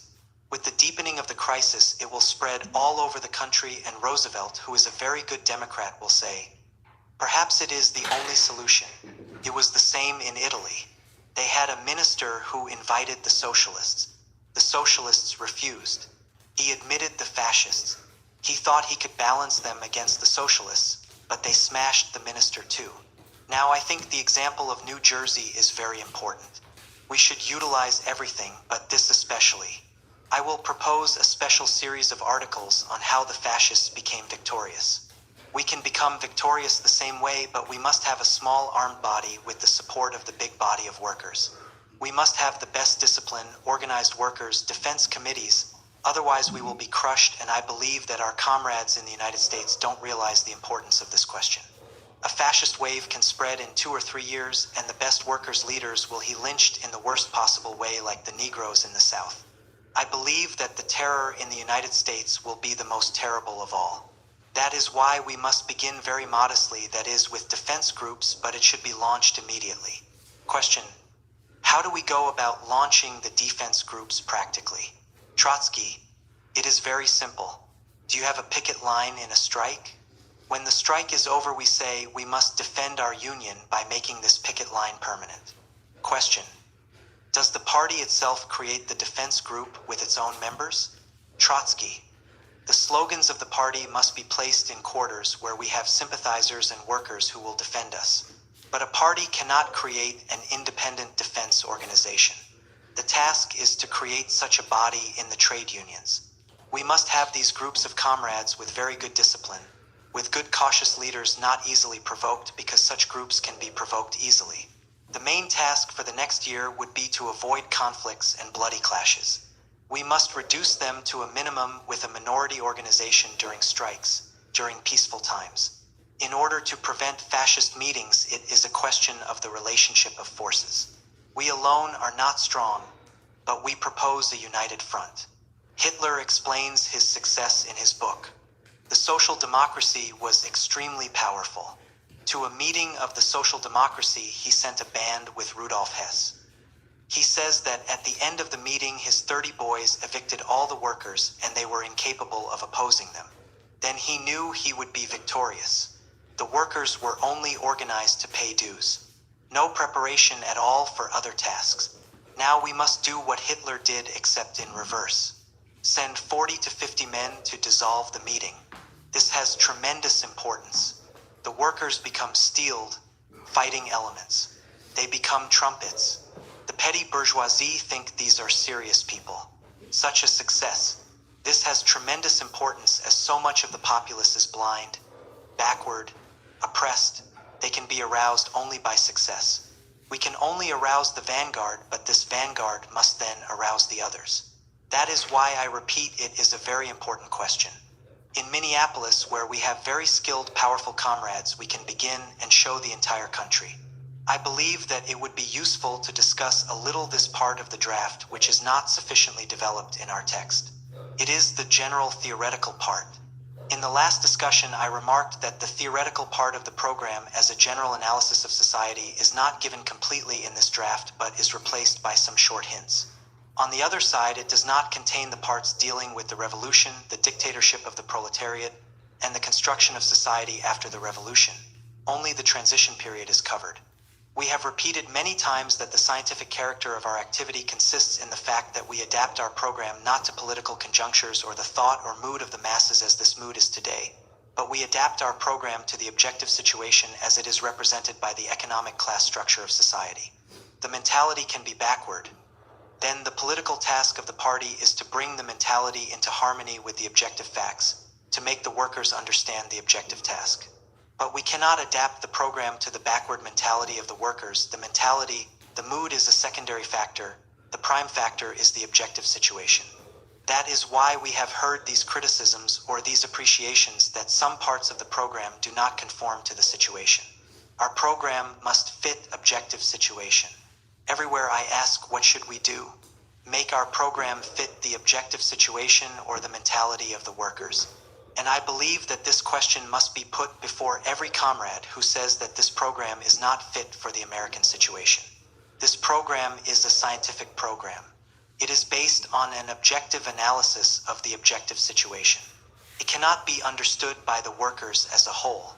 It would be very good if the vanguard would understand it in the next period, and that they would then turn and say to the workers, "You must cave yourselves from fascism." What do we understand by objective situation? Here we must analyze the objective conditions for a social revolution. These conditions are given in the works of Marx Engels and remain in their essence unchanged today.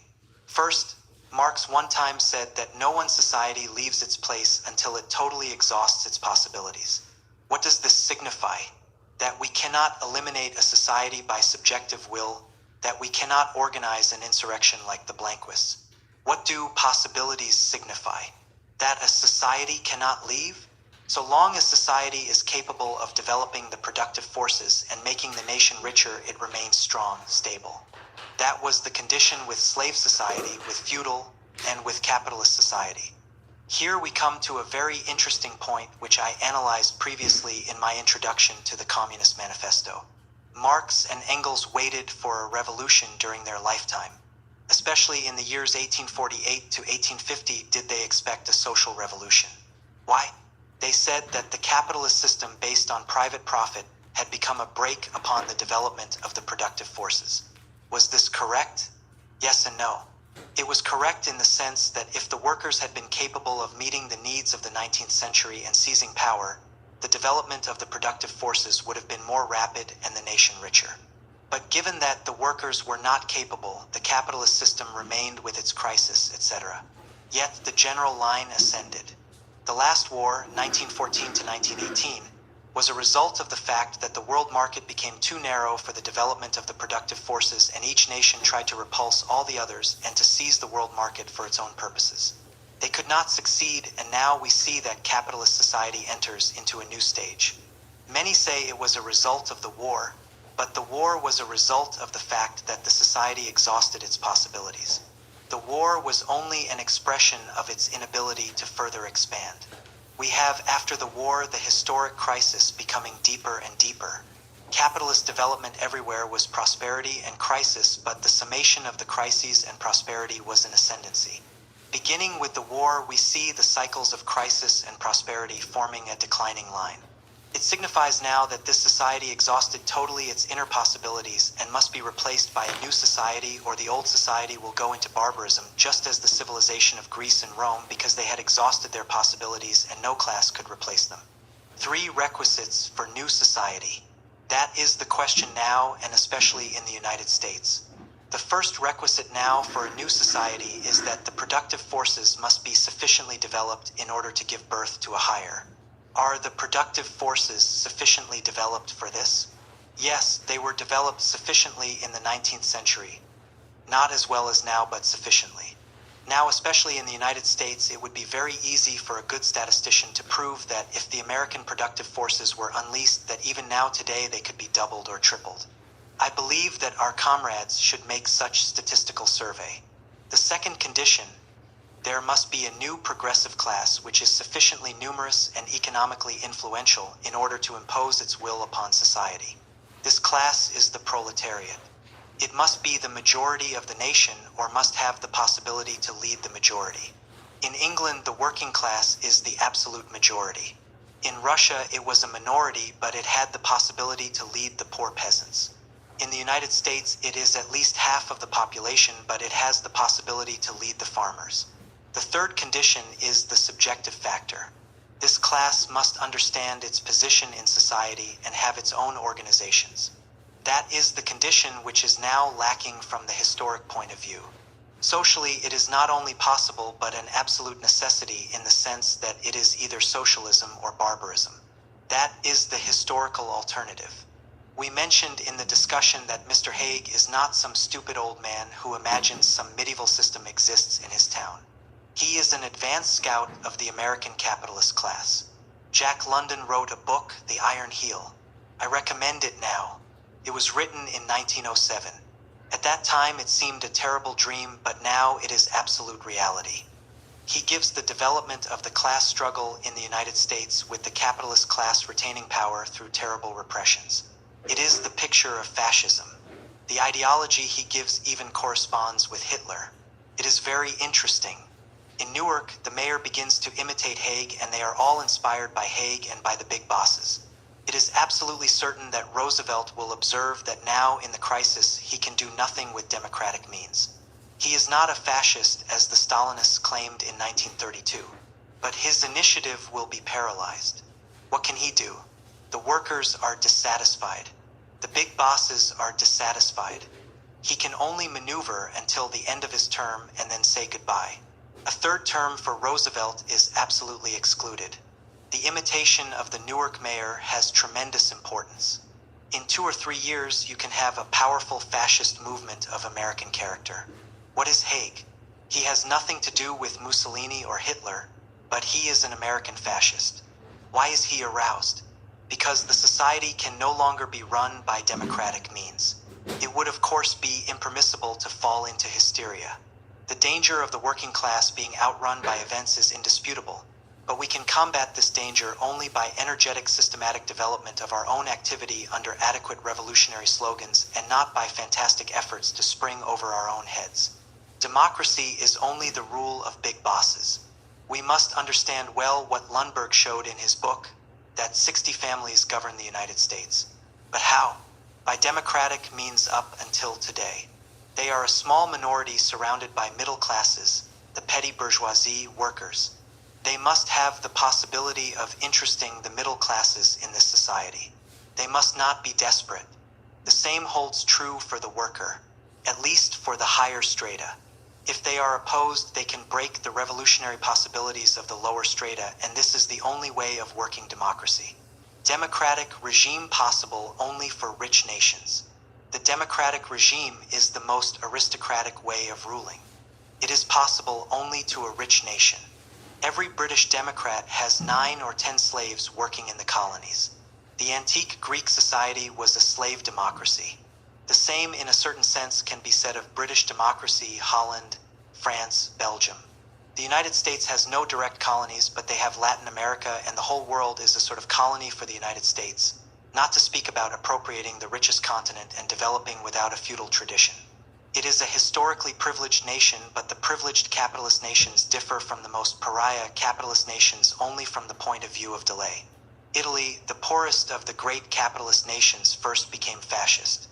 Germany became second because Germany has no colonies or rich subsidiary countries, and on this poor base exhausted all the possibilities, and the workers could not replace the bourgeoisie.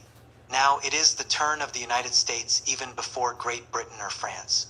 The duty of our party is to seize every American worker and shake him 10 times so he will understand what the situation is in the United States. That it is not a conjunctural crisis but a social crisis. Our party can play a very great role. What is difficult for a young party in a very thick atmosphere of previous traditions, hypocrisy, is to launch a revolutionary slogan. It is fantastic, not adequate in America. But it is possible that this will change by the time you launch the revolutionary slogans of our program. Somebody will laugh. But revolutionary courage is not only to be shot, but to support the laughter of stupid people who are in the majority. But when one of them is beaten by Haig's gang, he will think it is good to have a defense committee, and his ironic attitude will change. Question: isn't the ideology of the workers a part of the objective factors? Trotsky: for us as a small minority, this whole thing is objective, including the mood of the workers. But we must analyze and classify those elements of the objective situation which can be changed by our paper and those which cannot be changed. That is why we say that the program is adapted to the fundamental stable elements of the objective situation, and the task is to adapt the mentality of the masses to those objective factors. To adapt the mentality is a pedagogical task. We must be patient, etc. The crisis of society is given as the base of our activity. The mentality is the political arena of our activity. We must change it. We must give a scientific explanation of society and clearly explain it to the masses. That is the difference between Marxism and reformism. The reformists have a good smell for what the audience wants, as Norman Thomas. He gives them that. But that is not serious revolutionary activity. We must have the courage to be unpopular, to say, you are fools, you are stupid, they betray you, and every once in a while with a scandal launch our ideas with passion. It is necessary to shake the worker from time to time to explain, and then shake him again that all belongs to the art of propaganda. But it must be scientific, not bent to the moods of the masses. We are the most realistic people because we reckon with facts which cannot be changed by the eloquence of Norman Thomas. If we win immediate success, we swim with the current of the masses, and that current is the revolution. Question. Sometimes I think that our own leaders don't feel these problems. Trotsky. Possibly it is two things. One is to understand, the other feel it with muscles, fibers. It is necessary now to be penetrated by this understanding that we must change our politics. It is a question not only for the masses, but for the party. It is a question not only for the party, but also for the leaders. We had some discussions, some differences. It is impossible to come to the position at the same time. There are always frictions. They are inevitable and even necessary. It was the reason for this program to provoke this discussion. Question. How much time should we allow for this discussion among the leaders? Trotsky. It is very difficult to say. It will depend on many factors. We cannot allow too of a great deal of time. We must now accomplish this new orientation. It is new and old. It is based on all past activity, but now it opens a new chapter. In spite of errors, frictions, and fights, now a new chapter opens, and we must mobilize all our forces upon it in more energetic attitude. What is important when the program is definitely established is to know the slogans very well and to maneuver them skillfully so that in every part of the country everyone uses the same slogans at the same time. 3,000 can make the impression of 15,000 or 50,000. Question. Comrades may agree abstractly to this program, but do we have experienced comrades to carry out slogans in the masses? They agree abstractly, but what can I do with the backward workers in my union? Trotsky. Our party is a party of the American working class. You must remember that a powerful proletarian movement, not to speak of a powerful proletarian revolution, has not occurred in the United States. In 1917, we didn't have the possibility to win without 1905. My generation was very young. During 12 years, we had a very good chance to understand our defeats and correct them and to win. But even then, we lost again to the new bureaucrats. That is why we cannot see whether our party will directly lead the American working class to victory. It is possible that the American workers, who are patriotic, whose standard of living is high, will have rebellions, strikes. On one side Haig, the other Lewis.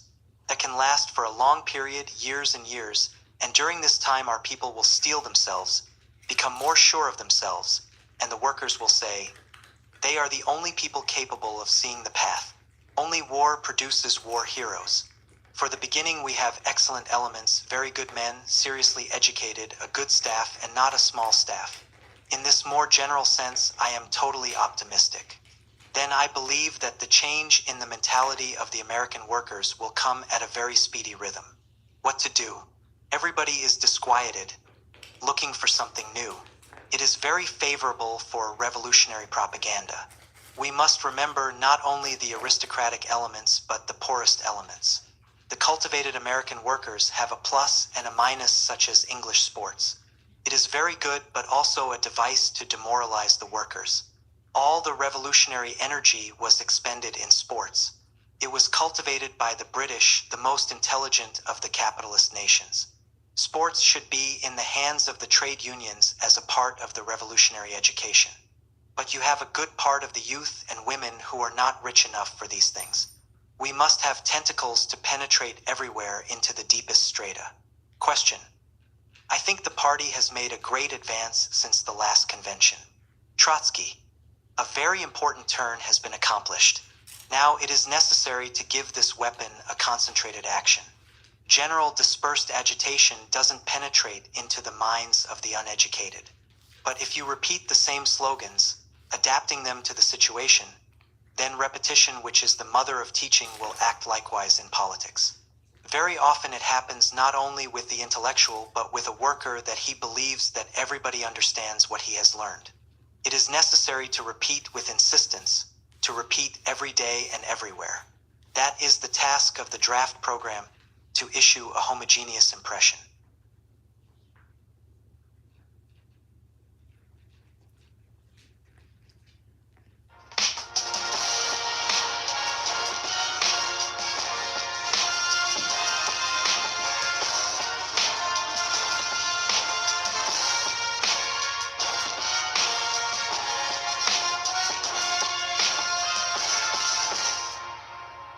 reason that we are revolutionaries, it's not because we want to choose to make a revolution to overthrow capitalism, but we feel that in order to get to socialism and in order to save humanity, it's an absolute necessary thing to do.